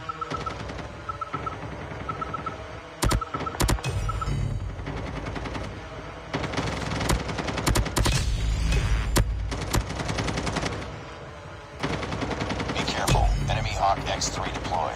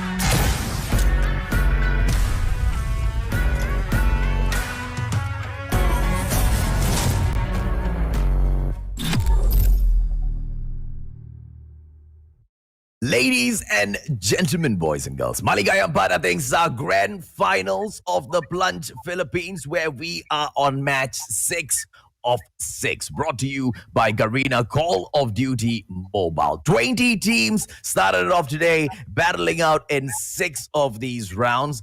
Only 4 teams will be going on to the inaugural Garena Invitationals Battle Royale. Not easy to earn those spots, as a lot of them are finding out. The leaderboards have been continuously switching around throughout the whole day. My name is AJ. I'm the Mustachio, down here with the gentleman Neptune himself to bring you all of the hottest action. And we hope you guys are having a good time. Yeah, hopefully you are, because us as casters, we're just telling the story, and we're just here to have a good time as well, and we're transferring whatever excitement we have on to you. And speaking of excitement, it is really exciting to see a little bit of switch up on our rankings. Well, we're not really expecting who will be coming up at the top by the end of tonight. So this is where the story will be cemented. Who will be going in on the top place, AJ? I don't want to bet against this because I'm not really lucky on betting. We'll keep the conversation offline. Here's the thing, right? The moment we jump into the game, I would love it, a production, if we can have the leaderboards ready for the audience to see, as well as understand what is this excitement Neptune and I are feeling in our hearts right now, because the grand finals, the final match in here, anything goes, man. We don't know who's going to take that number 1 spot, and things could definitely change around in here. This time around, ladies and gentlemen, boys and girls, the flight path will be cutting through from frigid wetlands all the way down into practice range. Your high tier loot zones, keep them aside first. Let's talk about the sky platform just in between the frigid wetlands as well as the outpost. Radar base, farm, and kill house will be your 3 high tier loot zones in this game. Let's see who goes in here for the sky platform first. It looks like team number 9, Desolate PH Team Bahala, have got the guts to drop in there. Team number 14, they will take the high tier loot zone radar base. Tesla Esports Ampere. Kill House has not gotten anyone landing in it just yet, but Farm, the high tier loot zone, has got a team in there already, and that is Reach Apex main version 2, as Amicus opens up the day with a beautiful knock with the Echo. This is quite exciting early on to the game. Only a few seconds and we already have a takedown. Ooh! We have GCH in there going in for the kill against Go Young Shiba, and some of the members from SBG will be dropping in as well. I think they've already fall back as 3 teams went in on the Ski Town found out that there are a lot of contentions and they don't want to be taken out early, AJ. I'll tell you what MXBR needs to do. They need to tuck their tails between their legs and start running unless they know for a fact that, you know what, we know we're gonna win. Let's do it in style. Because in the previous match, the reason why MXBR actually exited early was because of Apex, was because of team number 12. They had met earlier on at the Black Market and they meet at Black Market again. I was thinking that they had, encountered someone else at the radar base and I was wrong about that. As Rold is going to drop in here, Patton will be taking the Butcher out. The other Apex team is hot in action down at that farm. Rold will be able to say hello to Jumbo! Jumbo will be able to make sure Rold gets out of there because he was ready for that aggression. I love how Rald scanned that map, finding out that 4 members are already in there. And this is a crucial part of Black Market. As you know the position of your teammates and you go into that map at the basement of Black Market, you'll be able to identify where the enemy teams are. Unfortunately, Rald, I think he made a mistake of stepping too near to the ledge, thus flying away. If not, he might be able to go for a takedown at that moment, AJ. You know the one I would say adjustment that I would love seeing in Black Market is the ability to lock one of the doors. Like if there is a switch at the screen where you can see all of the ins and outs, but you can only lock one door and there are multiple entries into the basement, right? So if you lock that door, it goes into a timeout. So you cannot lock any more doors. But that might buy you time. It's such a game changer. It'll be very exciting. And it's Call of Duty Mobile, man. For all you know, it'll be in Season 5 already. Yeah, why not? Why not? I mean, it might change the name as well, not the Black Market anymore. Hey, because the of Black the Market is where you technicalities. find secret doors, all right? And sometimes you lock the doors because you don't want to get raided. Well, good point. Good point in there. Oh, Secret will be taken out in there by Metro of Go Young Shiva and AJ. I think a battle is about to happen between these two teams. Oh, absolutely, man. Snake now spotting a player. Footsteps right in front. Jumps right in, but unfortunately will not be able to find anyone. Runs into the house upstairs. Drops all of those traps behind, anticipating a counter attack. But the team that they are facing off are not that silly. Go Young Shiva. There is a reason why they are up top on top of the leaderboards right now because they've been taking the grand finals. Respectfully, they have been facing off against all of these other teams and they have been taking it very tactically. And this is the, fact. Go Young Shiva is in the 7th position right now, but priming themselves to be one of the teams that qualify. They have got, how many points? 58 points on the board. And in the 4th place, Chanela has got 69. So not only do they have to hustle for a lot if they want to still stand a chance by the end of this final round. And it won't be that easy for Go Young Shiva because, yeah, we're calculating how Go Young Shiva needs to move up, but knowing those names that they need to beat, I'm pretty sure they'll be taking in those kills as well, making it a little bit difficult for them to move. But I don't know. This is 6th round. We might see something different from these teams, AJ. I surely do hope so, Neptune, because, if it's going to be the same old, it wouldn't be an exciting grand finals. But, I've got faith in the Filipinos. I've got faith in, the type of gameplay that the Philippines has always been able to promise the community. And that is absolute firepower action, right? And if anything in the grand finals today itself from match number 1, which was not that great, they have been stepping it up little by little by little. Philip with a beautiful chopper knock onto Zken, but very slow, pulling his AK-47 out, pulls out the snowboard instead, and will be moving away, backing into a situation where he has got some backup from his team members. Sake, what will he do? Philip in here with an opportunity and fries Cabs from Tesla out. This is where the purifier is very effective. We'll have to see if that will work moving forward. It's just a close encounter, making it that much damage. Oh, we have Rodolfo once again going in against Psych, and it is two-man squad from Tesla right here. Dog tag still on the ground, no one is picking it up, and we'll have the Desolate PH Team Bahala going in for the pickup.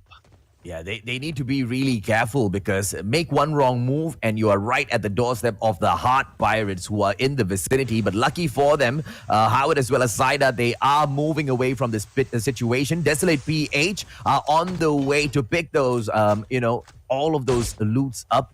And at the same time, drop all of those traps, not knowing if or not those players will be coming back in here for a little bit of action. Apex will be on to the hunt. Sigra Zeus will back away from that situation. They want nothing to do with Apex, and all of the other teams will be backing away, but Sigra will move away, tricking Apex, thinking that they will be pulling out of this battle, but turning around at that very last moment. They get a knock. VTech almost losing his life, but will be able to top it right back up. CKG onto the trap right now, but will be able to back away with the chopper as well as the dog tag of his friend. Yo, dropping in a couple of cluster grenades in front. Can he get the knock? And yes, he does onto Hydra. And this is an amazing play coming in here from Sigra, ladies and gentlemen, boys and girls. And Apex have met their match. Sigra does not want to let this go. I was thinking earlier, as soon as you have one of your team members taken down, as what happened with VTech, there is a chance that you will be, or more chance that you will be backing off, because we are in the finals. 19 teams are still allowed. But seeing Sigra going against Rage Apex, Maestro will be taken down in there. It is a 3v3 battle. Baron is trying to get away together with Kian right here, and Yo has them on his sights. I don't think Sigra will be backing off that easily. They have the audacity to stay and wait for the teammates to be scanned and still battling it on against team number 11, which is Reach Apex Main V2.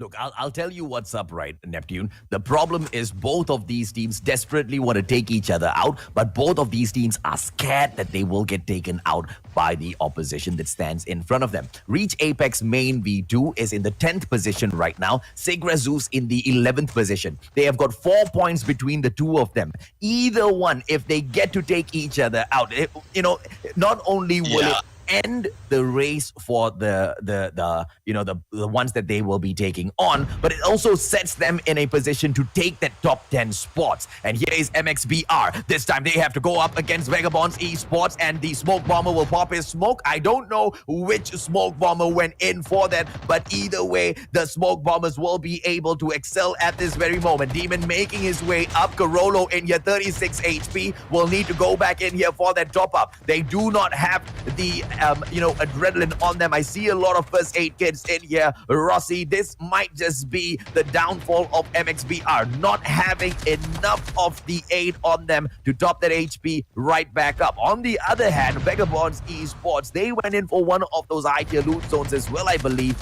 which puts them in a great position. Demon up in the air for a little too long, has lost too much of HP to take this fight, and he calls the battle off. Vagabonds Esports want to survive a little longer. Question is, will MXBR now go in for the chase? We do have an airborne player, and that is a Demon. He was flying up in the air. Question. Are we going to see them get taken out here? Because they are moving in directly into the hands of Bella Chow Gaming. Well, this is a tight spot wherein Vagabonds Esports are. Oh, but before we go there, we see the Desolate PH Psych being taken down by Lemon of Hulowski. And as the zone closes in, Hulowski needs to get those loots and move in as well. Now, going back to Vagabonds Esports and Bella Chow Gaming. Oh, what is going on? What is going on? What is going on? Ice! Well, Ice was not spotted out. Gets the beautiful takedown. Lemon in front. Oh! KRM slide takedown, y'all. Lemon does it, but 8 HP right now. Oh, time is running out. Lemon, can you get it at the very last moment? Lemon's adrenaline kicks in. 150 HP. Luna gets picked up. Hex Death will have his dog tag picked up as well. And we will continue to see Lowski Esports and Rastos who continue their fight into the final zone. They are seated at the very bottom at the moment, but this is their highlight of the day. And that's what I'm talking about. Wherever you are in the list right now, you have to give your best, because this is where an opportunity wherein you'll be able to battle it out for those moving forward on the Invitational. And it might happen the next time, it might not, but it is something that you can learn from and might bring you to the top on the next season, AJ. Absolutely, man. Couldn't have said it better myself. As the safe zone will be squeezing these teams in, so far only 9 players have fallen. With Luna getting taken down by the safe zone there, that is 10 players have fallen so far. 18 more teams survive. 13 minutes have elapsed, ladies and gentlemen, boys and girls. In just 3 minutes, those numbers are going to probably go down by 50%. Warward getting taken down by Sekre, drops in right there behind him, barbecues his little butt to oblivion. Warward will lose his life. Cider up in the air together with Limsey will be able to sweep right in. Question is, will they be able to get anything? Because Twix is on fire. Or I have to correct myself, he's lighting up people on fire. And that was a surprise in there, being able to backstab. Not quite sure if that was intended for Mama Mo to stay as a bait, because Mama Mo is being shot by that sniper before Sekre went in for that purifier. So not quite sure what they have in mind, but it worked. So kudos to them. Okay, now the truck is being brought in as well. Let's take a quick look at the map. The map has shown us that 2 tanks are in here. What you see in front of you, you can see 2 of those tanks have been commandeered by Kevsup as well as Nash, ladies and gentlemen, boys and girls. Team number 1 in, and they also have got Big Bertha in their hands. 2 tanks as well as a cargo truck. And Vagabonds Esports can do a lot of damage. Demon is on the way back in. He doesn't even need his loot. He can just pick up the tank or Big Bertha and run over a couple of players. And it looks like Vagabonds Esports, they are all geared to take that number 1 spot today, as Ronzo tries to make a little bit of a barbecue out of carbs, and Alpha JJ gets that KRM to his head as he goes in for the knock. All from across. Kevsup tries to get himself involved in this fight. Gets the knock on Alpha JJ and steals the final shot onto their prey as well. Maestro into the house, off-screen takes Nurse SE down. Ronzo goes in for the dog tag, and all is fair and well for Team 20 DNF Dynamite. I don't know what will happen in here. We have Vagabonds Esports with good control of those vehicles, and I think they're going for what I mentioned earlier. The middle of the map is out in the open. It might be elevated a little bit, but they have not much cover. And those tanks and that Big Bertha as well can serve as their cover. And one of them, I believe, has an FHJ, so no one really can get close. Probably someone with an airborne, but not too hopeful though, AJ. Oh, what are these players doing? They are flying straight into a fight between 2 clans. This is just absolute suicide by Dios. But Dios dropping in, taking Gosson as well as Arius out, ladies and gentlemen, boys and girls. They will take Wiz as well as Arius out. And this is just absolute chaos. Onslaught by Dios. Luna will be able to knock Limsey down first. Cider getting fried out by Lemon. And HAA, Hulowski Esports, getting the damage done as well. Nash in the tank, in primed, ready, waiting to fire off all of those slugs towards their enemies. Question is, when is the perfect time to do that? Because you warn people off a little bit too early, get your tank eliminated, and you waste your chance in that final zone. Yeah, indeed. I mean, they have to take that hold of that position and not let anyone get in. But Speaking of getting in, earlier when we have a Nash on our sides, he's driving the tank, but Rodolfo of Tesla is already in with him. So not quite sure. Maybe it's more of information gameplay from Team Tesla, but we'll have to find out. And usually that happens if you're dropping in from the revive flight with no loot. You just jump into the tank to be protected. Yeah, but this is silly because all you have to do is drive the tank on beside Kevsub. Kevsub jumps out, drops Nova right on this tank, and Rodolfo's done and dusted. He's low on HP as well. This is a huge risk being taken by Rodolfo here. Hopefully it does pay off. Nash in the tank with the opportunity to make a difference later on in the field as well. Kevsub is of course trying to look for a couple of kills for himself. 6 have been picked up by the Vagabonds esports team in here so far, as 15 teams are still alive. Demon trying to fire a couple of players. Metro goes down first. Alpha JJ getting taken down by Snake, and GYS will be in trouble. That medic gets popped out, but to no avail to anybody else. Caps up with an opportunity for the tank right now to get a knock, but Snake will slither away. Timothy will eliminate Genki from this mix, which means no more revive from him. Jumbo getting taken down by Nash, and the tank will ravage on more players. They have added on 3 more kills to the list for the Vagabonds esports team. Oh my god. Despite of what's happening on the outside, those tanks are really doing some damage from the placement of the next circle. In the middle is a bridge and water, so it's a good placement. It's lucky for Vagabonds esports to have the circle on their sides. There's no need to go across, my but god. I think Nash is in here. Just an open field, man, shooting fish in a bloody barrel. Look at Nash go. The 2 tanks set up here from the Vagabonds esports team literally means they have just won this game. Look at that barrel, Neptune. Look at it. Yeah, I mean, anyone who is on the other side is being pushed into the sights of Nash and Kevsup, and Hulowski is being rushed from above. I don't know that the tank has that well.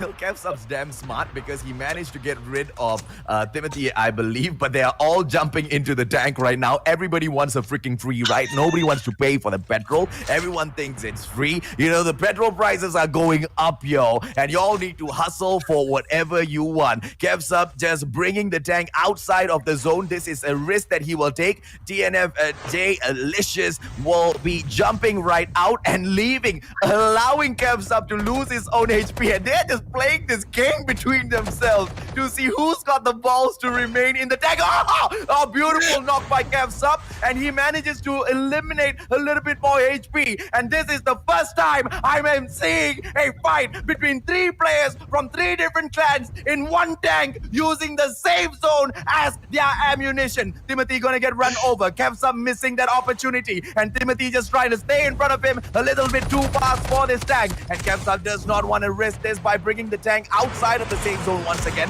Nash making his way back in. Neptune, this is absolute craze. Snake, oh no! He misses that opportunity, and now Snake is inside of the tank! Talk about tank pool. Hashtag tank pool in there. Well, Snake, they've gotten rid of Snake.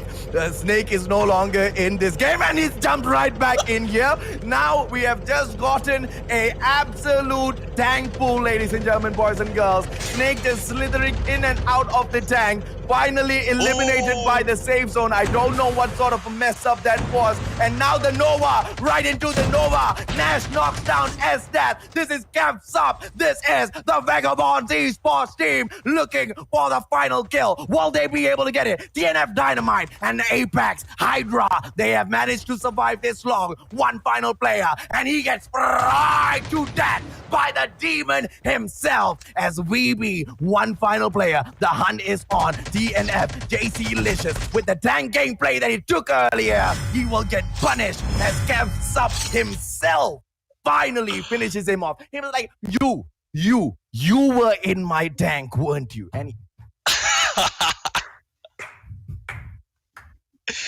Real solid coming from that. It turned around quickly from funny to dangerous at that point. To ridiculous, to To ridiculous. to golden, to absolute gold.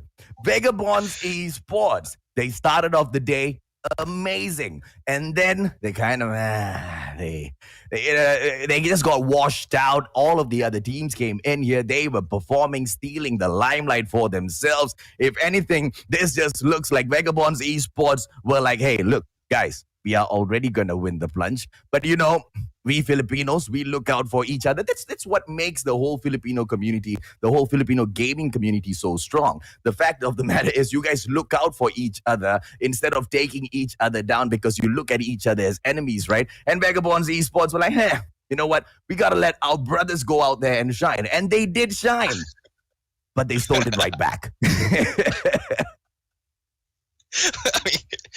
I mean, I'm pretty sure this will come up on whatever platform can take those clips.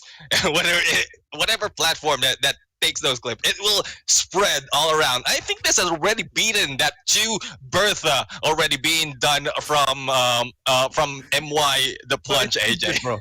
It beats it, man. I mean, what took you so long, Garena? Can you see the gold that is dropping in front of us right now? Can you see the absolute gold that is just being, raiding in front of the community right now?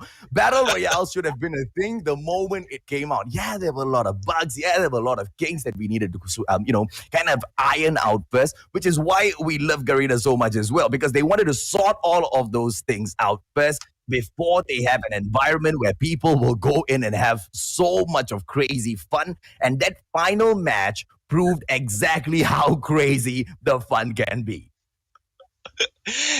You mentioned how the Filipinos can go in and adapt at all things, and this is one more level that we have. How crazy these players are, how crazy these Filipino players are with that gameplay. I'm not quite sure how they are communicating. I think it's more of how they saw the situation. But imagine 4 people being in one tank. I haven't seen that anywhere just yet, AJ. I don't even know. Okay, first of all, I did. This was a question as I was preparing myself for the shoutcasting gig for the plunge, right? Then I asked myself, wait a minute, how many people can get into the tank? Because I know, how many people can fit into the ORV. You've got 4. If you manage to take the antelope, you can only fit 2 people in there. But I've never seen a full squad sit in a tank. Most of the time, one guy takes the tank. Everybody else is, commanding the other power positions in the map to make sure we all don't die with the tank. So I've never experimented on it. And it was a question in my head, which I never found the answer to. Today, on the grand finals of the Philippines plunge, I have gotten my answer. I mean, I think it's what that spot on top where you have that high powered gun that provide the extra. But to think about it, I really thought it was only three seats in there.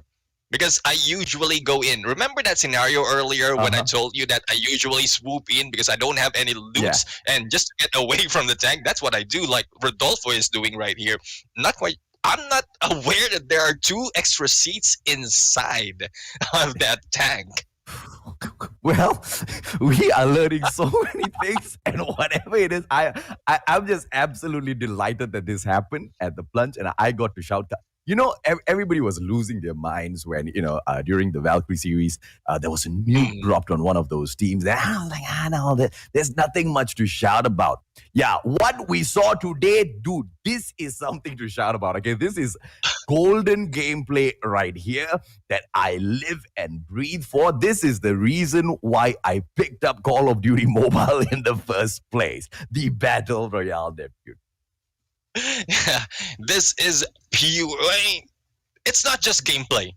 A lot of gameplay has been made on Battle Royale.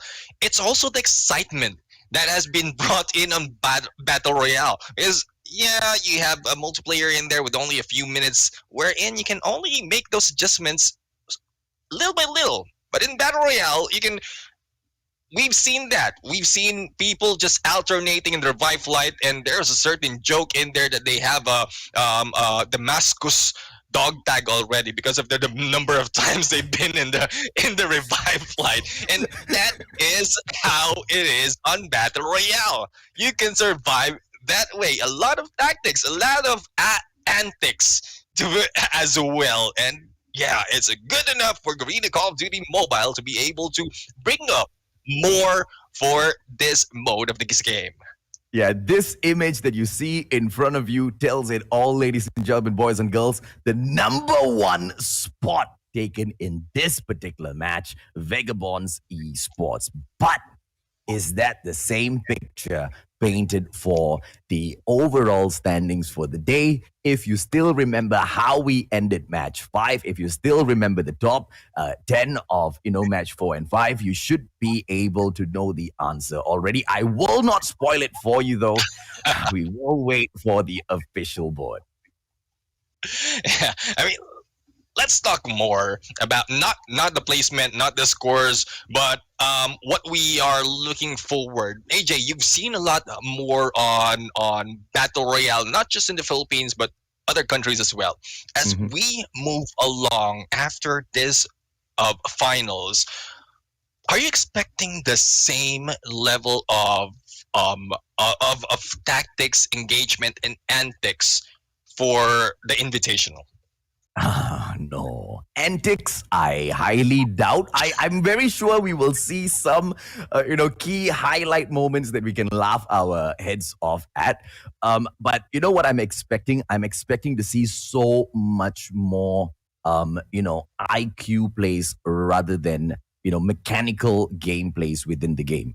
And Mm. let me give you an example, right? When we talk about NRX 420, who very sadly are not a part of the Plunge Philippines this time around. Sad to not see them at the invitationals as well. When you have them involved, it's all about the mechanical plays as well as the IQ plays, which literally makes them the king of kings whenever they step into that battle royale lobby, right? But with some of the teams in here, it was mostly mechanical gameplay, the ability to overcome their opponents with the skills behind the guns. We didn't really see them going in for those placements, picking up those vantage points, holding on to them really well consistently throughout the game. Very few teams showed that to us, and one of them that had displayed this very clearly was Vagabonds Esports, and that is the reason why they have been on our lips the most number of times in comparison to the other teams. And when we go to the invitationals, we will see all of the other regions and the Vagabonds Esports of the other regions as well. Oh, my heart I is mean, racing even thinking about it, my friend. well, there you go. So, if you have supported this and you've enjoyed what you've seen from the Philippines, then I'm pretty sure you're there to watch out. Even if your team is not part of the Invitational, Oh, of course. I would challenge everyone to support the Invitational. Why? Because we've talked about this. This is the first step of leveling up Battle Royale Oh, yeah, man. for Garena Call of Duty Mobile. Oh, absolutely, man. This is the first, this is the inaugural Garena Invitationals Battle Royale, ladies and gentlemen, boys and girls. Let's take a quick look at the second page of the standings and take a look at the fallen squads, the fallen warriors who did not make the cut here, Neptune. So we have there at the bottom Dog Bull Terrier, though they were in there trying to make a good play, but still stuck in there on number 20. We have Celestial Emperors in there as well. Oh, a little bit some gameplay that has been shown earlier, good gameplays to that matter, but weren't able to make those placement as well as you can see, guys, from 11 to 20, none of these players weren't able to get them winner match. Now, it's more of the kills that they've done on this game. Now, 18, we have Heart Pirates. Sorry about that. 17, we have Desolate PH, Team Bahala, where we expected a little bit more. Hulawski Esports, Adrestos on 16, Ocha Knights on 15, Tesla Esports Ampere on 14, Dio Santor on 13, Showbiz Gaming on 12, and Sigra Sus on 11. This makes them get close, but not enough to be able to reach it onto the top, AJ. Oh, absolutely, man. I mean, all of these teams, they have managed to put in a lot of effort so far. Sigrizu, Showbiz Gaming, scratching and clawing all the way towards the top and getting very, very close. Unfortunately for them, just unfortunately not enough, ladies and gentlemen, boys and girls. We are going to be seeing the top 10 of the Plunge Battle Royale Philippines in a few moments. Do the drum roll, Neptune, as we await for the official results. Who is it gonna be?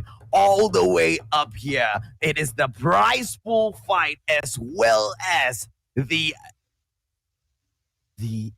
very, very prestigious invitational into the Garena Invitationals Battle Royale. This is really a first, and there you go. Let me hand this over to you, AJ. Yeah, boy, we'll take this up from the top instead, as Vagabonds Esports will be able to secure the #1 spot for themselves, winning 3 out of 6 matches, a total of 50 points for their placements, and taking the most number of kills in this particular grand finals. 115 points in total. Reach Apex main, Bella Ciao Gaming, as well as TNF Dynamite will be joining them at the Garena Invitationals Battle Royale as well to represent one of the most dominating nations in Call of Duty Mobile. As for the rest of the top 10, in the 5th position, Go Young Shiva with the 70 points, equaling Go Young Shiva on the 70 is Chanela Esports. Unfortunate, falling quite far, but that's all you have when you've got other teams wanting it more hungry and a little bit more skilled. But Chanela Esports, they've definitely been able to show us what they are capable of. So definitely looking forward to seeing the likes of themselves as well as Cool Kids Gaming Aries in the next competition. They pick up the 7th position for themselves with the 66 points. Reach Apex main version 2, unfortunately, did not do as well as their brothers Reach Apex main. They take up the 8th position for themselves. But as for the fact of the matter that they've gotten into the grand finals and picked up 2 of the top 10 spots, they will definitely be happy about that. MXBR Atreus this time around, they will have the 9th position. And of course, JCNG Sports wraps up your top 10 for the Plunge Battle Royale Philippines. Yeah, congratulations for those in the top 10 as well as those representing the Philippines on this inaugural Battle Royale invitation. And there you go. We have the top 4 in here. Vagabonds Esports, Reach Apex, Benacha Gaming, and TNF Dynamite. And for all these teams, AJ, I'm not putting TNF down, but it's quite surprising how TNF went in on the middle of the lineup, moving up to top 4, and kudos to everyone, guys. Yeah, man, at the very last moment, right? Because Chanela Esports was in the 4th spot. Cool Kids Gaming Aries, they were in the 5th position. And TNF Dynamite, they were sitting down in the 6th position with 62 points. But they did just enough to scratch and claw their way up. And they have managed to pick up this beautiful achievement for themselves, to bring the TNF Dynamite, brand together with Bella Ciao, together with Reach Apex, as well as Vagabonds to the, inaugural Garena Invitationals Battle Royale, the very first huge event for Battle Royale that we have always been wanting, not complaining that the Plunge has not been enough, but complaining that exact same thing, the Plunge was not enough. And And thankfully, we have something more now for the battle royale community to look forward to. And I don't know, man. I'm so excited to see which are all of the other teams from the other regions that qualify in for it as well, Neptune. I mean, that's why I asked you earlier, because I know you have some idea of some of the qualified teams from other countries, but we'll have to find out when we get there. There's a lot of things. For example, this match, the 6 matches that we've seen, a lot of things has happened, and Yes. that brings us to a situation wherein don't assume anything. Don't really assume. Yeah, man, you really can't, right? Because at the GIBR, there'll be 24 teams instead of 20 teams within one lobby. 6 of these regions will go up against each other. SG and MY, they are separated. We've got 4 teams coming in for SG, 4 teams for MY as well. So we'll have 12 representing SG, MY, as well as PH. So much of excitement awaits the Battle Royale community, and I cannot, I cannot wait to see how far this goes. Gentlemen, it has been an absolute pleasure. It has been good job, Mustachio, the closing. It has been an absolute pleasure bringing all of the hottest action here at the Plunge Philippines with you today, brother man. Any final words before we close off? Yeah, talking about pressure. Yes, I was pressured to be sitting next to you on this commentator, because being with you, I mean, all the achievements that you have that we had so far on shoutcasting, it's just a privilege Likewise. to be here, especially in Battle Royale. AJ, this is where we started. I know, right, Neptune? I mean, wait. Let's just take 1 second here. I know production's like, close it off, boys. But let's take 1 second here to thank Garena for making the dreams of 2 absolute nobodies who fell in love with the game, started creating content for the game, started off with Battle Royale, and they've brought us from wherever we were, from nowhere, all the way here. So on behalf of Neptune, the gentleman, as well as me, myself, the Mustachio AJ, thank you so much, Garena. Thank you so much, community, for making all of this happen. We will catch you guys at the rest of the grand finals, not ourselves, but of course in the spirit with the other casters that will be representing all of that action as well. Ladies and gentlemen, boys and girls, once again, my name is AJ. I'm the Mustachio, down here with the one and only gentleman, Neptune Garcia, signing off from the Plunge Philippines.